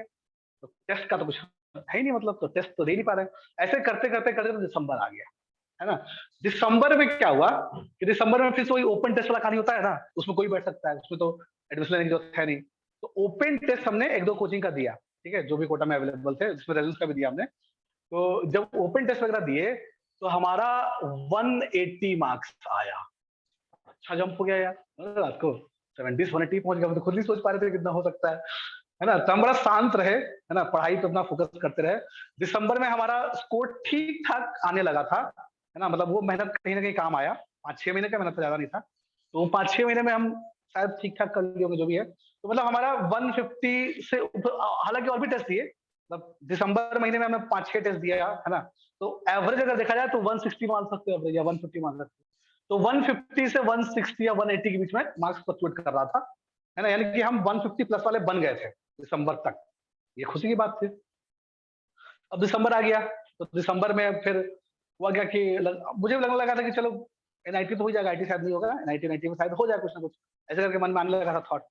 ऐसे करते करते करते करते फिर जनवरी उनवरी आ गया, फिर बोर्ड का टेंशन, है ना। बोर्ड एग्जाम मार्च में है, बोर्ड का पढ़ लो, तब तक एनसीईआरटी खरीदे भी नहीं थे, क्या होता है एनसीईआरटी पता ही नहीं था मुझे, है ना। तो जनवरी में मैंने सीबीएसई बोर्ड का एनसीईआरटी बुक खरीदा। तब तक मुझे एनसीईआरटी का तो पता ही नहीं है, तो तब तक वही रेजिडेंस का मॉड्यूल और ये सब जो भी किताब वगैरह होता है जेई वाला, वो सब पढ़ रहे थे। तो एनसीईआरटी बुक हमने जनवरी में खरीदा, ठीक है। जनवरी और फरवरी 2 महीने में बोर्ड का तैयारी किए। तब तक हमने सारा रेजिडेंस का मॉड्यूल सब बंद किया, बोले भाई बोर्ड तैयारी कर लो, वही अच्छा है। बोर्ड वगैरह का तैयारी किए। अप्रैल के फर्स्ट वीक में जेई एडवांस, उस टाइम में होता था आईआईटी जेई और एआई ट्रिपल अलग अलग होता था। जैसे अभी क्या होता है कि पहले जेई मेन क्रैक करोगे तब जेई एडवांस में बैठ पाओगे ना, पहले ऐसा सीन नहीं था। पहले कोई भी बच्चा आईआईटी का फॉर्म भर सकता है और एआई ट्रिपल का फॉर्म भर सकता है, यानी कि एनआईटी में जाने के लिए अलग फॉर्म, आईआईटी में जाने के लिए अलग फॉर्म, और दोनों फॉर्म तुम भर सकते हो, यानी कि दोनों के एग्जाम में देखो मिलेगा हर बच्चे को, ऐसा सीन था। तो लेकिन पहले आईटी का एग्जाम होता था, है ना। आजकल जेई में होता है पहले, तो पहले आईटी का एग्जाम हो गया। अब आईटी का एग्जाम हुआ तो 2012 में हमने एग्जाम दिया था आईटी जेई का। 2011 का कट ऑफ जो था, मतलब 2011 में 229 मार्क्स या ऐसे कुछ पे आईटी मिला था। आजकल तो बहुत कम हो गया है, उस टाइम में मार्क्स मिला था, उस टाइम में 450-500 नंबर का पेपर हुआ करता था, है ना। आज के डेट में शायद कम का होता है ना, कितना 360 ऐसे कुछ होता है ना, 300, हाँ ऐसे मतलब 300 से 400 के बीच में होता है ना आज के डेट में। हम हमारे टाइम में 450 ऐसे कुछ होता था, तो 450 में 229 पे आईआईटी मिला था 2011 में, यानी मेरे 1 साल पहले, ठीक है। अब हम 2012 में जब जेई के पेपर देके आते हैं और जब मार्क्स जोड़ते हैं, जब कोचिंग वाले आंसर की बताए थे ना, तो आंसर की जब देखे, है ना, जब जोड़े मार्क्स, तो हमारा नंबर आ रहा था 186। समझे कहानी को। अब हमारा मार्क्स 186 आ रहा, तो हम तो सोचे कि आईटी तो नहीं हुआ, यही सोचेगा ना कोई बंदा कि भाई लास्ट ईयर 229 था तो हमारा 186 है, तो कहाँ से होगा सिलेक्शन। हम जी बात है, आईटी नहीं हुआ। 1 महीने का टाइम बचा हुआ था, 1 महीने बाद हमारा एआई ट्रिपल का एग्जाम था। अब सोचे कि ज्यादा दूर तो नहीं है ना, बट करीब पहुंचने की कोशिश की, थोड़ा बहुत 20 नंबर पीछे हैं, तो थोड़ा एफर्ट लगाते, 1 महीना बचा हुआ है, 1 महीना बचा हुआ है, तो थोड़ा एफर्ट लगा देते, चलो बात आज, चलो पहला क्लास से बात कर लेते हैं इसलिए। वैसे बाकी दिन तो भाई पढ़ाई करना है, बहुत पढ़ाई करना है अपने को। अब जब शुरू कर दिए तो चलो बता ही देते कहानी, क्यों छोड़े, है ना। तो एंड तक पहुंचा देते कहानी को, जो हमको फील हुआ। तो इस टाइप से 1 महीना बचा हुआ था, 1 महीना बचा हुआ था लास्ट का, 28 दिन था ऑलमोस्ट, कह सकते हो, ठीक है। 28 दिन के बाद हमारा एआई ट्रिपल का एग्जाम है, और सारा नोट्स हम जब जोड़े कि कितना पढ़े हैं 2 साल में, तो 28 रजिस्टर था। तो 28 इस साइज का 28 रजिस्टर और 28 डेज, है ना। और दिक्कत क्या हुआ, जब हम जेई एडवांस का एग्जाम दे के निकले, है ना, मतलब जेई एडवांस में आईटी जेई एग्जाम का नाम था। जब हम अप्रैल के फर्स्ट वीक में जब आईटी जेई के एग्जाम देके निकले, तो हमने देखा कि हमने गलती कहाँ कहाँ हुई। तो जो हमने ऑब्जर्व किया, जैसे प्रोजेक्टाइल मोशन में इक्वेशन ऑफ ट्रैजेक्टरी का फॉर्मूला होता है, पता है ना, कुछ y बराबर एक्स प्लस म्यू टाइम्स इसका क्या होता है भाई, एक्स का कुछ होता है ना, इक्वेशन ऑफ ट्रैजेक्टरी होता है ना, कुछ म्यू टाइम जो भी होता है, पता नहीं जो होता है ना। तो मतलब ये नहीं, मुझे फिजिक्स का भूल भाल गए, तो इक्वेशन ऑफ ट्रैजेक्टरी का फॉर्मूला नहीं याद आ रहा है, जबकि जब हम फिजिक्स पढ़ रहे थे उस टाइम में प्रोजेक्टाइल मोशन, तो सारे क्वेश्चन होते थे, है ना। एग्जाम में फॉर्मूला ही भूल गए, ठीक है। फिर एक क्वेश्चन आ गया केमिस्ट्री में, रियल गैस इक्वेशन का, लो पूरा दिमाग पे जोर डाल रहे हैं, हमको एक ही फॉर्मूला याद आ रहा है, PV question ideal gas equation, real gas equation नहीं भूल गए। अब जब फॉर्मूला ही भूल जाए तो कहां से क्वेश्चन बनेगा। तो हमने एक चीज ऑब्जर्व किया कि बहुत सारे क्वेश्चन इसलिए नहीं बन पाए आईटी में क्योंकि फॉर्मूला नहीं याद था या फॉर्मूला भूल गए थे, समझे बात को। तो हमने सोचा कि कम से कम कुछ करें ना करें, एआई ट्रिपल के एग्जाम में जो 28 दिन बाद है, उसमें ये गलती नहीं होनी चाहिए, उसमें फॉर्मूला कम से कम याद होना चाहिए, भले सवाल बने नहीं बने, फॉर्मूला सब सारे क्वेश्चन में याद होना चाहिए, कम से कम जो आता है उसको तो याद होना ही चाहिए। ये हमने कसम खा लिया, ठीक है। अब इस चीज को पूरा कैसे किया जाए, ठीक है। वो अब जानते हो घर में कई बार क्या होता है कि, और उस टाइम में क्या शादी ब्याह का सीजन भी होता है कई बार, समझ बात को, तो कभी कोई आ रहा है कोई जा रहा है, समझ, माहौल इतना खराब हो गया घर में कि पढ़ ही नहीं पा रहे थे, है ना। कोई रिलेटिव, कभी कोई रिलेटिव आ रहा है ना, कभी टीवी चल रहा है, कभी कुछ हो रहा है। तो माहौल ऐसा था कि पढ़ाई वाला माहौल बन नहीं पा रहा था घर में, और हमारे पास 28 दिन है, हम तो ये मान के चल रहे थे कि हमारा आईटी नहीं हुआ, अब तुमको पूरा झोंक मतलब पूरा अपना एनर्जी लगाना है एयर ट्रिपल के लिए। तो अब हमने क्या किया, अपने घर के बगल वाला घर में, तब तक हम कोटा से पटना आ चुके थे, तो अपने घर के बगल वाले घर में है ना एक रूम रेंट के लिए समझ रहे हो, रहने के लिए। और रूम में क्या कहानी था, जैसे यहाँ तो गेट कर पूरा, जैसे नीचे से गेट टूटा हुआ था, समझ रहे हो बात को, ऐसा गेट ऐसे टूटा हुआ था, ठीक है। तो अब क्या होता था कि अब 28 दिन कसम खा लिए हैं भाई, क्या रूम से निकलेंगे नहीं। अब रूम में अटैच लैट्रिन बाथरूम सब कुछ था, ठीक है। अब रूम में हम हैं, और खाने के लिए मम्मी, अपना घर बगल में ही था, तो मम्मी रोज खाना वहां से नीचे डालती थी, हम खाना खा के पेट बाहर करते थे। गेट नहीं खोला 28 दिन, अरे रात को। तो सनलाइट कैसा होता है मुझे पता नहीं चला 28 दिन तक। तो 28 दिन में हमने वो 28 रजिस्टर कंप्लीट कर लिया, है ना। फिर उसके बाद एक्चुअल डे आ गया, है ना, एग्जाम का। एआईट्रिपल भी सिलेक्शन हो गया, ऑफकोर्स उसमें भी अच्छा एग्जाम गया। उसमें भी अराउंड इतना ही मार्क्स आया, और एग्जैक्ट मार्क्स याद नहीं, बट इसी रेंज में आया था, 170 180 के बीच में आया था कुछ। फिर जब रिजल्ट की बारी आई, है ना, तो रिजल्ट क्या होता है, फिर हमने बहुत सारे एग्जाम दिए उसके बाद भी, वो दोनों एग्जाम हो गया। उसके बाद बहुत सारे प्राइवेट इंजीनियरिंग कॉलेज के एग्जाम, है ना, वीआईटी फेलो ये वो, है ना, 10 तरह के एग्जाम दे दिए, सब एग्जाम दे दिए। तो रिजल्ट क्या होता है, पहले पहले घटिया वाला एग्जाम का पहले रिजल्ट आता है, फिर रात को। तो पहले आया वीआईटी फेलो का रिजल्ट, बोले आ गया भाई, चलो एडमिशन ले लेते हैं। अब तो भरोसा नहीं, पता नहीं होगा नहीं होगा। सब तो बाउंड्री वाला खेल चल रहा था ना, सब में बाउंड्री कंडीशन चल रहा था। फिर ऐसे ही बिट्स का भी रिजल्ट आ गया, चलो बिट्स अच्छा है, ले लेते हैं एडमिशन, है ना।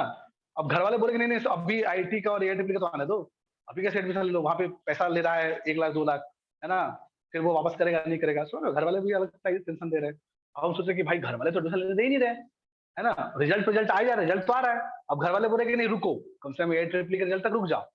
फिर एआईट्रिपल रिजल्ट आया, है ना, फिर एआईट्रिपल रिजल्ट आया तो उसमें मेरा 15,000 रैंक आया, है ना, 15,000 समथिंग आया रैंक। तो 15,000 में हमें आराम से एनआईटी पटना मिल गया, एनआईटी पटना में बढ़िया ब्रांच वगैरह सब कुछ मिल गया, एडमिशन भी ले लिए हम। एडमिशन लेने के 7 दिन बाद आईटी का रिजल्ट आया। उम्मीद तो थी नहीं कि आईटी में रिजल्ट होगा, है ना। अब देखेंगे भाई आ गया रिजल्ट, हमारे बात को। अब आईटी रिजल्ट आ गया तो चलो फिर चले गए, फिर आईटी धनबाद में चले गए। तो ये पूरी कहानी चली थी।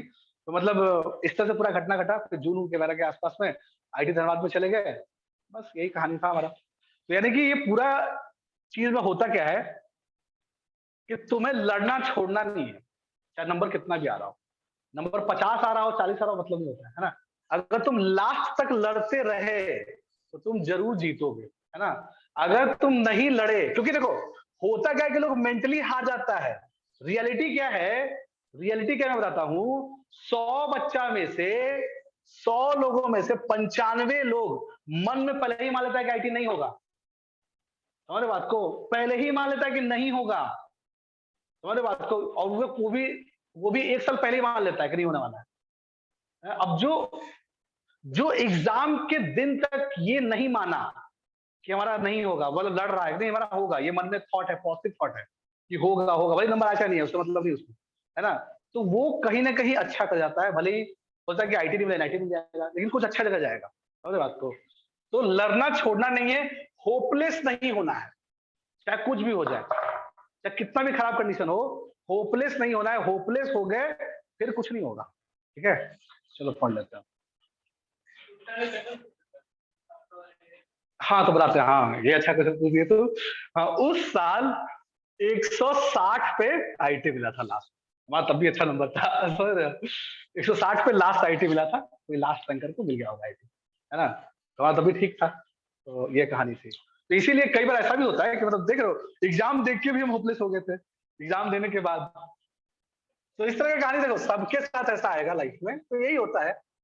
और कुछ अमित शर्मा का कहानी भी कुछ इसी टाइप का है, हालांकि वो बताया होगा कि नहीं बताया होगा।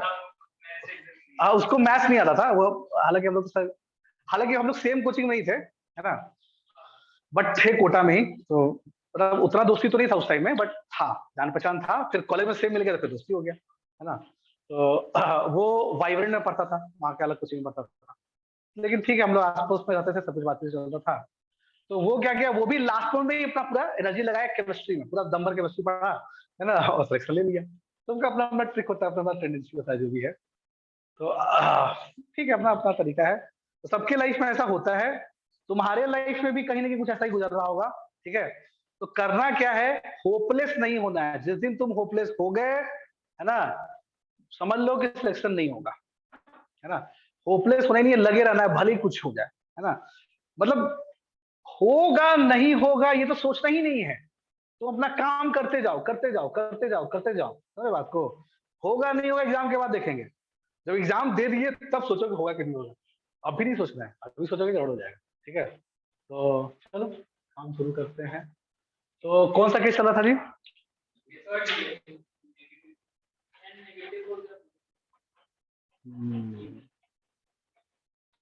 अच्छा, क्या केस 3 स्टार्ट करेंगे ना, तो n नेगेटिव इवन नंबर। हाँ ठीक है, चलो। तो अब केस 3 में क्या ले सकते हैं हम लोग? केस 3 ना, केस 3, चलो केस 3 में n ले लिया हमने 1/2, 1/4, 1/6 एंड सो ऑन। ठीक है, इसका मतलब जब ऐसा लोगे तो ग्राफ किसका बनेगा? y equals to x to 1/2, ठीक है, y equals to x to 1/4, y equals to x to 1/6 and so on. ठीक है, इसको क्या तुम क्या ले सकते हो? इसको ले सकते हो रूट x, है ना, यानी कि इसको इक्विवेलेंटली क्या ले सकते हैं? y equals to root x का ग्राफ। इसको ले सकते हैं y equals to root of root x का ग्राफ। ठीक है, इसको ले सकते हैं y equals to root x की पावर 1/3 ग्राफ। सही है क्या? यानी कि रूट एक्स सब में आएगा कि नहीं आएगा? आएगा ना। और तुम्हें ये चीज पता होगा कि रूट के पेट में, है ना, सिर्फ नॉन नेगेटिव नंबर जाता है, पता नहीं बात? यानी कि रूट का argument, square root of any function, square root of anything, ठीक है, जो एनीथिंग होगा वो always greater than equal to 0 होगा। ठीक है, अच्छा, तो इसका मतलब कि चूंकि सब में रूट रूट आ रहा है, इसका डोमेन क्या होगा? डोमेन क्या आ जाएगा? क्लोज 0 से इन्फिनिटी। यानी कि इस चीज का जो ग्राफ बनेगा, इस चीज का जो ग्राफ बनेगा वो कहां से कहां बनेगा? 0 से लेके इन्फिनिटी के बीच में बनेगा, बीच में कहीं नहीं बनेगा।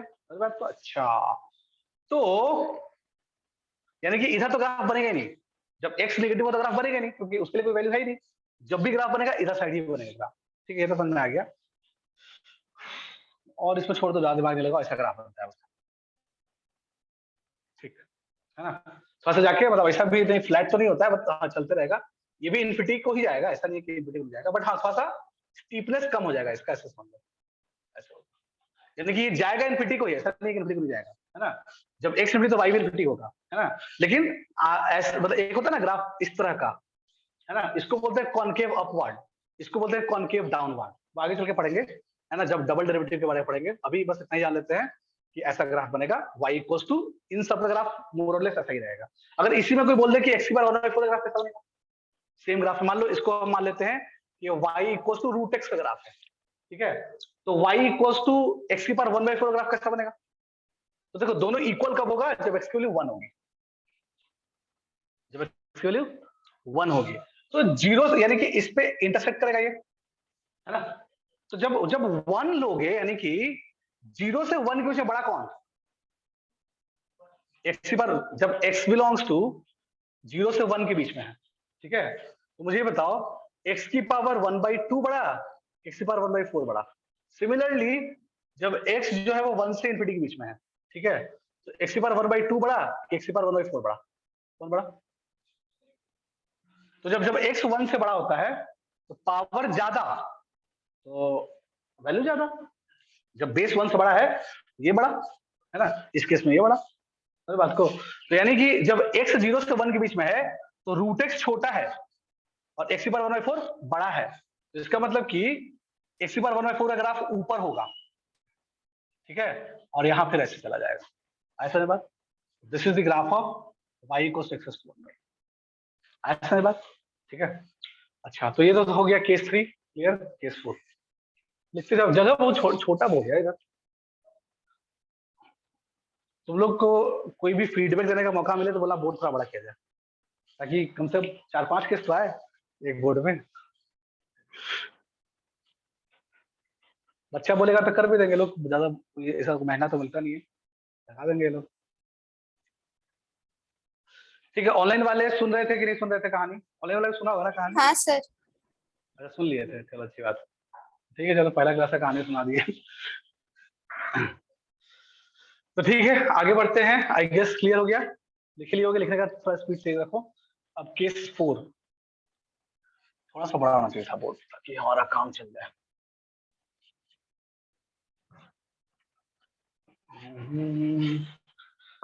अब देखो केस 4 में क्या कहानी चलेगी। केस 4 में क्या होगा, n की वैल्यू जो है वो -1/2, -1/4, -1/6 एंड सो ऑन, है ना। यानी कि ग्राफ किसका बनाना है, x की पावर 1/√x, है ना।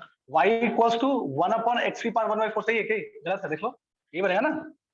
जब n की वैल्यू तुम लोगे ये सब तो क्या बनेगा, x की power 1/6 and so on, correct. ठीक है, तो अब इसका डोमेन साफ साफ दिख रहा है ना, है ना। मन की आंखों से देखो, अगर तुम x 0 ले लिए तो अनडिफाइंड हो जाएगा, होगा ना। और रूट सब में आ रहा है तो इसका मतलब कि 0 ले नहीं सकते हैं और पॉजिटिव लेना है, यानी कि डोमेन क्या आ जाएगा, डोमेन आ जाएगा r+, और r+ को दुनिया वाले क्या बोलते हैं, 0 ओपन से लेके इन्फिनिटी। यानी इसका ग्राफ कैसा बनेगा, इसका ग्राफ 0 से लेके इन्फिनिटी के बीच में बनेगा। ये x एक्सिस हो गया, ये y एक्सिस हो गया, 0 से लेके इन्फिनिटी के बीच में इसका ग्राफ बनेगा। तो कैसा बनेगा, बोलो बोलो बोलो, किस बनेगा। ठीक है, तो अब तुम मन की आंखों से देख लो यार, जब हम 0+ डालेंगे तो क्या वैल्यू आएगा। हाँ, बहुत चीजें तो मन की आंखों से देख सकते हो तुम लोग, है ना। तो यहीं पे देख लेते हैं। तो मान लीजिए कि अगर हम x को 0+ डालते हैं तो 0 ले सकते, 0+ ले सकते हैं ना, 0 नहीं ले सकते हैं। तो क्या बन जाएगा, y क्या आ जाएगा, y बराबर 1/0+ आएगा। तो कितना जाएगा, y इन्फिनिटी आएगा। यानी कि जब x है 0+ तो y है इन्फिनिटी, और जब x है इन्फिनिटी तो y है, x को रख के देख लो, 1/0 0 है ना। हाँ बात तो सही है, जब x है इन्फिनिटी तो y है ये वाला पॉइंट। तो ये वाला पॉइंट और ये वाला पॉइंट मिला दो, खत्म बात। This is the graph. सबका ग्राफ लगभग सेम ही होगा, सेम शेप में होगा, हल्का सा डिफरेंस आ सकता है, शेप सेम ही होगा। ठीक है, तो ये तो हो गया हमारा केस 4 की कहानी। अब बात, हाँ, मतलब नीचे वाला पार्ट नहीं आया, ऊपर वाला पार्ट आया। हाँ बिल्कुल सही है, सेम उसी जैसा ग्राफ, कोई दिक्कत नहीं है। ठीक है, केस 5। तो केस 4 में सब इवन इवन चल रहा था, ध्यान दिए होगे बात को, है ना। अब और चलेगा। ठीक है, तो केस 5 में n की वैल्यू अगर हम लेते हैं 3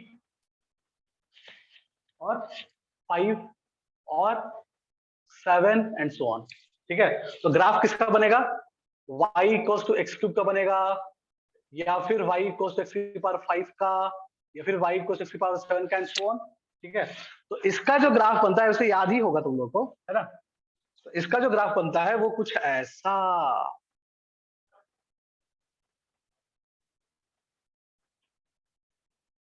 अच्छा एक चीज पूछता है तुम लोगों को, ये ग्राफ है y इक्वल्स टू x³ का, ठीक है। ओके, तो मुझे कोई बताएगा क्या कि ये 0 पे x एक्सिस को इंटरसेक्ट कर रहा है कि टच कर रहा है।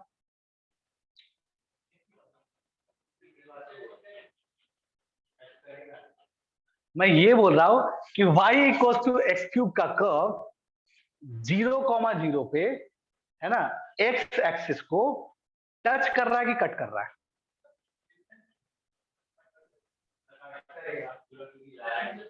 अच्छा चलो एक चीज और, है ना। ठीक है चलो चलो बताओ, मुझे बताओ क्या x एक्सिस इस कर्व का टेंजेंट है। क्या x एक्सिस, ध्यान सुनना, क्या x एक्सिस इस कर्व का टेंजेंट है टेंजेंट। हाँ सर। यानी आज तक जो जिंदगी में पढ़े हो टेंजेंट का डेफिनेशन गलत पढ़े थे। आज तक ये पढ़े थे ना कि जो जो कर्व को छू के जाए उसको टेंजेंट बोलते हैं, ये पढ़े थे ना आज तक, है ना। सर्कल पढ़ाई हो गया होगा, है ना। अच्छा, यानी कि कोई कर्व ऐसा है तो यहाँ पे छू दिया तो ये लाइन टेंजेंट हो गया, ये पढ़े थे ना, गलत पढ़े थे, है ना। ये भी छू ही रहा है, एक से टेंजेंट है। अब ये कैसे है क्या है, इसका पूरा कहानी समझ में आएगा कहाँ, कौन से डिफरेंशियलिटी चैप्टर में। ठीक है, तो अभी तो धीरे धीरे राज खुलेगा, बहुत सारे राज खुलेंगे। तो ये सच्चाई तुम्हें एक्चुअल टेंजेंट का डेफिनेशन और कर्व का टच करना और कट करना में क्या डिफरेंस होता है, वो सारी चीजें तुम्हें डिफरेंशियलिटी चैप्टर में समझ में आएगा, है ना। लिमिट के बाद आएगा वो। तो पहले फंक्शन आएगा, फिर लिमिट आएगा, फिर क्वांटिटी आएगा, फिर डिफरेंशियबिलिटी आएगा, तो 2-3 चैप्टर के बाद आएगा वो, तब जाके चीजें क्लियर आएगी। चलो तो आगे बढ़ते हैं कहानी में। और अच्छा, इसी में मान लो बोल दिया जाए कि y बराबर x की पावर 5 ग्राफ कैसा होगा। तो देखो 0 से 1 के बीच में 1 पे कट कर रहा होगा, डेफिनेटली कर रहा होगा ना, दोनों तरफ सेम है। वैसे ही -1 पे भी कट कर रहा होगा डेफिनेटली, ठीक है, यानी यहाँ पे कट कर रहा होगा। तो अब 1 से बड़ा लोगे तो कौन बड़ा, जिसका पावर बड़ा, x की पावर 5 बड़ा, यानी कि 1 से बड़ा होने पे x की पावर 5 ब्लू वाले के ऊपर होगा।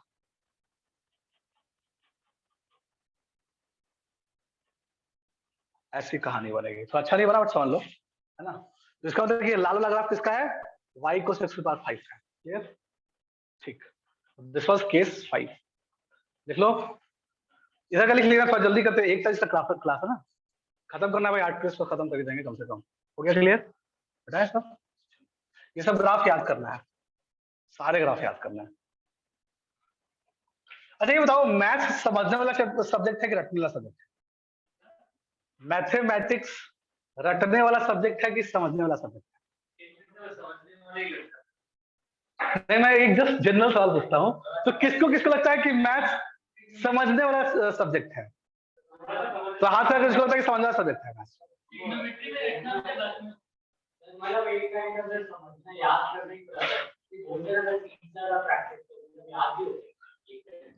देखो एक चीज हमेशा याद रखना, है ना, मैथ्स रटने वाला सब्जेक्ट है। अरे ये सब गलतफहमी है ना, इस गलतफहमी में मैथ्स ले लिए क्लास 10 में, अरे मैथ्स तो समझने वाला, हम तो बहुत काबिल है ना हम तो समझेंगे, तो मैथ्स ले लिए 11th में। लेकिन रियलिटी क्या है, तुम्हें स्टेप 1 में रटना पड़ेगा बहुत भयंकर तरीके से, स्टेप 2 में दिमाग लगाना है, वो बात की बात है। जब रटोगे तो दिमाग लगेगा ही नहीं। अरे मैथ्स में तो इस लेवल का रटना होता है, जैसे मान लो हमने लिखा साइन अपॉन 1 माइनस कॉस, इसको तुम लिख सकते हो 1 प्लस कॉस अपॉन साइन, सही है क्या, ये इसके बराबर है। तो ये देखते ये भी लिखना आना चाहिए, है ना, जबकि ये है क्या, अरे ये कुछ नहीं है भाई, ये sine square plus cos square equal to 1 लिखा हुआ है, वहीं से आया है ये चीज, क्रॉस मल्टीप्लाई कर लो, दिख रहा है। ओहो, इस लेवल पर रटना होता है। बच्चा लोग क्या करता है, रटेगा ये फॉर्मूला, क्यों, अरे हमको तो ट्रिग्नोमेट्री का फॉर्मूला याद हो गया, तुमने ये रटा क्या, कि जब ऐसा आ गया और तुमको ऊपर में प्लस या माइनस का चीज बनाना है, मैनिपुलेशन करना, कैसे करोगे, याद रहेगा तब ना करोगे, इसमें कौन सा दिमाग लगा लोगे तुम, समझ रहे हो बात को। तो तुम्हें इस लेवल पर रटना है, अंदर अंदर जाके रटना है। कौन बोलता है कि मैथ्स समझने वाला है, मैथ्स कंप्लीटली रटने वाला सब्जेक्ट है। स्टेप 1 में रट लो भयंकर तरीके से, स्टेप 2 में दिमाग अपने आप लग जाएगा, है ना। स्टेप 1 रटना ही होता है, बिना रटे काम नहीं चलता। तो कोशिश भी मत करना समझने का, रटोगे अपने आप समझ में आ जाएगा। और एक चीज और, क्वेश्चन याद करो, आंसर नहीं। इसलिए की बात है, बहुत फ्रीक्वेंट बात है, क्वेश्चन याद करना है, आंसर नहीं, समझे बात को। हमेशा फोकस रखो, हर चैप्टर में कम से कम 25 क्वेश्चन याद होना चाहिए, हर चैप्टर में 25 क्वेश्चन तुम्हारा रटा हुआ होना चाहिए, रटा हुआ कि बिना कोई किताब उताब देखे, बिना कुछ देखे हम क्वेश्चन लिख दिए 25 फटाफट हर चैप्टर में, समझ बात को, क्वेश्चन लिख दिए। और सही, कोई ऐसा नहीं क्वेश्चन कोई अजीब अजीब डेटा वाला, सही, मतलब बिल्कुल डेटा सही, सब कुछ याद होना चाहिए। तो क्वेश्चन वहीं से आएगा, जब तुम क्वेश्चन याद कर लोगे तो आंसर अपने आप याद हो जाएगा। तो focus on memorising the question, not the answer, समझ बात को। तुम्हें क्वेश्चन याद कर लो, नहीं समझ में आ रहा ठीक है, क्वेश्चन याद कर लेंगे, नहीं आ रहा समझ में, क्वेश्चन याद कर लो, ये है कहानी। चलो तो केस, अरे तुम्हारा फोन आ रहा है, अच्छा अच्छा ठीक, तो जल्दी करो जल्दी करो जल्दी करो, हमारे पास 15 मिनट टाइम है, फटाफट खत्म करेंगे, उठा लो आना तो। चलो n इक्वल्स टू, चलो जी जल्दी करते हैं यार, बहुत हो गया टाइम, -3 -5 -7 एंड सो ऑन, ठीक है। तो ग्राफ किसका बनाना पड़ेगा अपने को, y equals to x to 1 upon x cube ना, 1 अपॉन x क्यूब, ठीक है। फिर क्या बन जाएगा, y equals to 1 upon x की पावर 5, फिर क्या बन जाएगा, y equals to 1 upon x की power 7 and so on, correct. तो ये ना, अच्छा इसका ग्राफ बनाना है, तो इसमें भी क्या करेंगे, इसमें भी x जीरो नहीं हो सकता है, हो सकता है ना। अच्छा अब इसमें तुम बताना कि अगर हम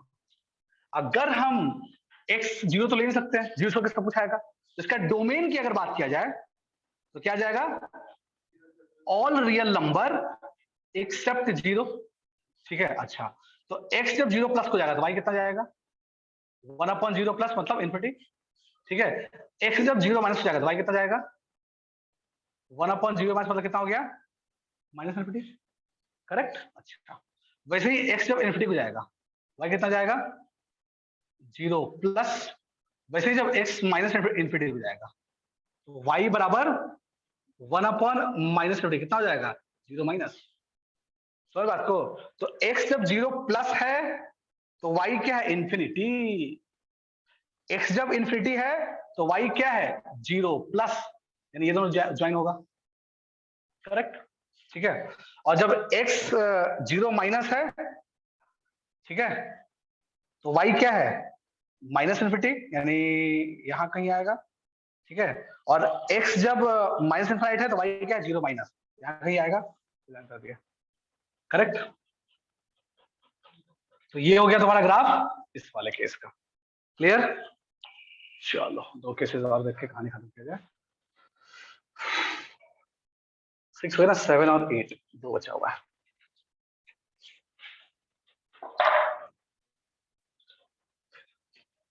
अगला हो गया केस 8 ना 7, जो भी है 6 एंड 7। तो केस 7 में क्या करना होता है? एक्स एक्सिस, वाई एक्सिस, ठीक। क्या करें भाई, क्या करें, क्या करें, क्या करें, क्या करें? हाँ, इसमें n क्या ले लें? बढ़िया, मैंने बना लिया। चलो इसमें n, इसमें n क्या ले लेंगे? इसमें n ले लेंगे 1/3, 1/5, 1/7 एंड सो ऑन। ठीक है, यानी ग्राफ किसका बनेगा? y बराबर x की पावर 1/3 या फिर y बराबर x की पावर 1/5 एंड सो ऑन। ठीक है, तो इसका ग्राफ कैसा बनेगा? जब x, अब देखो इसमें x नेगेटिव हो सकता है ना? इसमें x नेगेटिव जा सकता है। जैसे मान लो कि कोई भी ऐसा कुछ है लिखा हुआ और यहाँ पे जो चीज है वो 3 है, उसको तो x की पावर 1/3 बोलते हैं ना। तो इसके पेट में कुछ भी जा सकता है ना, नेगेटिव भी जा सकता है। लेकिन अगर कहानी कुछ ऐसा है, यहाँ पे 2n टाइप का नंबर है, यानी कि इवन नंबर है यहाँ पे, है ना, तो इसके पेट में सिर्फ नॉन नेगेटिव नंबर जाएगा, पॉजिटिव नहीं। पॉजिटिव और नॉन नेगेटिव बहुत अंतर होता है। नॉन नेगेटिव मतलब क्या हो गया? हाँ, समझ में आ गया। ठीक है, वही बात है। आदत डाल लो, नॉन नेगेटिव और पॉजिटिव में डिफरेंस होता है, वरना गलती करोगे। ठीक है, तो हम क्या बोल रहे थे? हाँ, इसमें नेगेटिव जाता है कि दोनों साइड कर्व बनेगा बनेगा ना, इवन 0 भी जा सकता है इसमें। ठीक है, इसका ग्राफ ऐसा बनेगा।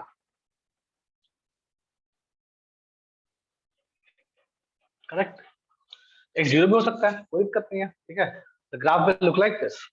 अगली कहानी वही पुरानी। ओ हो 8 ना, 8 केस नंबर 8, लास्ट केस। इसमें n की वैल्यू लेनी है -1/3, ओके, -1/5, -1/7 एंड सो ऑन।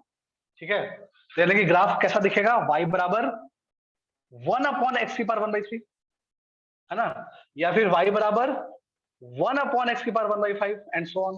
ठीक है, तो जब, ध्यान से देखना, x एक्सिस है, ये y एक्सिस है एंड सो ऑन। तो अब इसमें ध्यान से देखा जाए, देखा जाए, देखा, ऑनलाइन वालों को समझ में आ रहा है ना? दिख रहा है ना सब कुछ, बोर्ड बोर्ड और आवाज बजा रहा है ना? हाँ सर। चलो बहुत बढ़िया। तो हम क्या बोलना चाह रहे थे? हाँ, अब इसमें क्या करोगे? इसमें 0 नहीं हो सकता है, पाप हो जाएगा। अगर 0 रख दिया तो क्या हो जाएगा? डिफाइंड हो जाएगा ना। पाप नहीं करना है अपने को। ठीक है, एक होता है गलती करना, एक होता है पाप करना। अगर कोई x के लिए 0 ले ले, इसमें तो पाप कर दिया ना, वो गलती नहीं किया, पाप किया है। ठीक है, तो पाप नहीं करना है अपने को। तो यानी कि 0 नहीं हो सकता है ना, 2 में 0 नहीं हो सकता है क्योंकि अनडिफाइंड हो जाएगा। तो 0 प्लस वैल्यू क्या लेगा? 1/0 प्लस का इन्फिनिटी। तो इन्फिनिटी मतलब कि यहाँ, ओके। और जब x को इन्फिनिटी लेंगे तो क्या जाएगा? तो 0 प्लस आएगा ना। सही है, मेरे ख्याल से सही है। Graph will look like this. ठीक है, देखो बहुत सारे ग्राफ का शेप सेम हो जाता है, तो उससे घबराना नहीं है, तो बस शेप ध्यान रखना है। अच्छा, x के लिए 0 माइनस लेंगे तो 1/0 माइनस -50, ठीक है ना, सेम ही शेप आ जाएगा, कोई दिक्कत नहीं है, इस दोनों का शेप सेम है। ठीक है, ओके। और हाँ सेम है। और जब एक्स की माइनस माइनस इन्फिनिटी लेंगे तो 1/माइनस इन्फिनिटी कितना हो जाएगा, 0 माइनस। ठीक है, तो मतलब कहानी जैसे इसको किए ना वैसे इसको कर लेना, दोनों इसका शेप और इसका शेप सेम हो जाएगा, कोई दिक्कत नहीं है ना। तो ये हो गया 8 केसेस। ठीक है, अब बोलोगे सर इसका यूज क्या है, यूज है इसका, इसका यूज कब आएगा, जब फंक्शन में गंदा गंदा क्वेश्चन देखोगे। मान लो कोई क्वेश्चन आ गया y बराबर x-1 की पावर 1/3, है ना। मान लो ये आ गया, तो अगर हम इसका ग्राफ जानते हैं बनाना, इसका ही बना लेंगे। ठीक है, अगर हम इसका ग्राफ बनाना जानते हैं तो हम इसका ग्राफ भी बना लेंगे। ऐसा है बात। तो सिर्फ इसी का नहीं, तुम ये सिर्फ नहीं सीख रहे हो, तुम ये भी सीख रहे हो, तुम ये भी सीख रहे हो, सब कुछ सीख रहे हो, है ना। अभी हाँ वो सब सिर्फ वो सब ट्रांसफॉर्मेशन सीखेंगे, अगले क्लास में आ जाएगा वो चीज, है ना। तो अगले क्लास में वो चीज आ जाएगी। अच्छा, आई गेस टाइम भी खत्म होने वाला है, तो हम एक चीज बता देते हैं क्या क्या करना है। कुछ चीजें अपने से करना है तुम्हें, तो सारा ग्राफ क्लास में बताएंगे तो टाइम बहुत जाएगा इसमें। सो कुछ चीजें क्या तुम्हें अपने से करनी है। ठीक है, लॉगरिथम आता है सबको, लॉग पढ़े जिंदगी में कभी कभी सुने होगे, लॉग ग्राफ आता है बनाने, नहीं आता है, अच्छे से लोग बता देंगे। ठीक है, अच्छा चलो ये तो बता ही देंगे, ठीक है, सब बता देंगे हम। क्या तुम्हें खुद से बनाना है, ठीक है। तो अपने कॉपी नोट्स कॉपी में ये सब हो गया था सारा, लॉग है ना, लॉग और इसमें हो गया होगा, बोला था कि आता है। सोच क्या वो रटना है, बनाना नहीं, रट लेना, ठीक है। लॉग का, यूनिट का, चलो ठीक है, तब भी हम बता देंगे, हमारा नहीं है। लेकिन एक चीज हम नहीं बताने वाले हैं, ठीक है। क्या नहीं बताने वाले हैं, जो 6 ट्रिग्नोमेट्रिक फंक्शन है उसके ग्राफ तुम्हें खुद आना चाहिए, है ना। वो पढ़ भी चुके हो ट्रिग्नोमेट्री में, लेकिन अपने नोट्स में इंक्लूड कर लेना, है ना, चाहो तो इंक्लूड कर सकते हो, बड़ा बात नहीं है। तो कौन कौन सा graph, y equals to sine x का ग्राफ आना चाहिए, y equals to cos x का ग्राफ आना चाहिए, y equals to tan x का ग्राफ आना चाहिए, फिर वैसे ही y equals to cot x का ग्राफ आना चाहिए, y equals to secant x का ग्राफ आना चाहिए, और y इक्वल्स कौन सा बच गया जी, cosecant एक्स। ठीक है, तो ये 6 ग्राफ अपने कॉपी में बना लेना, समझ बात। सबका डोमेन रेंज वो 7 चीजें लिख लेना, है ना, तब जाके वो ग्राफ कंप्लीट होगा। जैसे अभी तक तो अभी पढ़े थे तो अभी तुम्हारा परसेप्शन कम था, अब फिर से इन ग्राफ को देखना अपने कॉपी बना के, और वो 7 चीजें लिखना जो उन्हें लिखवाया था, है ना? सबका डोमेन, सबका रेंज, है ना, boundedness, periodicity, maximum minimum value, और क्या था जो भी था, और क्या था, एसिम्पटोट, यस करेक्ट, सारी बातें देखना है तुम्हें। ठीक है, तो वो सातों चीजें इन इन 6 ग्राफ का देखना है अपने कॉपी में, फोटो बनाना और वो 7 चीजें लिखना हर एक ग्राफ का। ठीक है, तुम्हारा काम हो जाएगा। अगले क्लास में लेवल बढ़ेगा, मजा आएगा। ठीक है, चीजें अलग लेवल पे आएगी अगले क्लास। ठीक है, ठीक है, मेरे ख्याल से आज के 5 मिनट और बचा हुआ तो क्या करोगे, क्या ही करना है। तो अगले क्लास में लेवल थोड़ा बढ़ेगा, फिर ट्रांसफॉर्मेशनल ग्राफ आएगा। तो 3 क्लास में ये कहानी हो जाएगी खत्म, इंट्रोडक्शन टू ग्राफ। ठीक है, उसके बाद हम रिलेशन पढ़ाएंगे। ठीक है, अच्छा एब्सेंट भी है क्या लोग, स्टूडेंट लाइफ का सबसे बड़ा पाप क्या होता है, हाँ क्लास नहीं आना। क्योंकि एक क्लास की कीमत तुम क्या जानो रमेश बाबू, है ना। एक क्लास छोड़ दिया मैंने जीओसी का, मेरा ऑर्गेनिक गायब हो गया पूरा, अरे बात को। एक क्लास इलेक्ट्रोस्टैटिक्स का छोड़ दिए, इलेक्ट्रोस्टैट्स भी गायब हो गया, मैग्नेटिज्म भी गायब हो गया, पूरा आधा फिनिश गायब हो गया 12th। तो एक क्लास की कीमत तुम क्या जानो। चीजें 11th-12th की पढ़ाई चेन की तरह होती है, ठीक है, ऐसे चेन है, लिंक है, एक लिंक टूटा तो आगे कुछ नहीं आएगा, समझ बात को। तो कोई अगर एक क्लास भी छोड़ दिया, ठीक है, तो वो उसने बहुत बड़ा पाप किया। किसी का मर्डर कर तो कम पाप होगा, समझ रहे हो। क्लास छोड़ दी स्टूडेंट लाइफ में, स्टूडेंट लाइफ का पाप जो है, सबसे बड़ा पाप अगर कहा जाए कि एक स्टूडेंट के लिए सबसे बड़ा पाप क्या है, क्लास एब्सेंट करना। जब वो आने की कंडीशन में है स्टिल अगर एब्सेंट कर दिया, मान लो कोई बहुत बड़ा इमरजेंसी हो गया, अब कोई मर रहा है हॉस्पिटल जा रहा है तो अलग बात है, लेकिन अगर जिंदा है आने की कंडीशन में है तो स्टिल अगर क्लास छोड़ रहा है तो ये तो अपराधी हो गया, है ना, फिर वो बहुत बड़ा पाप कर रहा है। तो चलो यहीं पे हम कहानी को समाप्त करते हैं। तो ऑनलाइन वालों को भी समझ में आया सारा बात, किसी को कोई कुछ बोलना है तो बोलो, ऑनलाइन वाले समझ बोलना में है। आ गया सर। समझ में आ गया ना, बहुत अच्छा है। चलो ठीक है, तो बस एंजॉय करो, बढ़िया लाइफ पे, है ना। अब अगले क्लास में मिलते हैं। कल शायद 2 क्लास है ना। हाँ तो बस, तो यानी कल ही खत्म हो जाएगा ये टॉपिक, है ना। इंट्रोडक्शन टू ग्राफ कल खत्म हो जाएगा, तो ग्राफ ग्राफ सीखेंगे हम लोग। ठीक है, चलो बाय बाय। बंद कैसे होता है ये? हाँ, इसका सिस्टम खतरनाक है।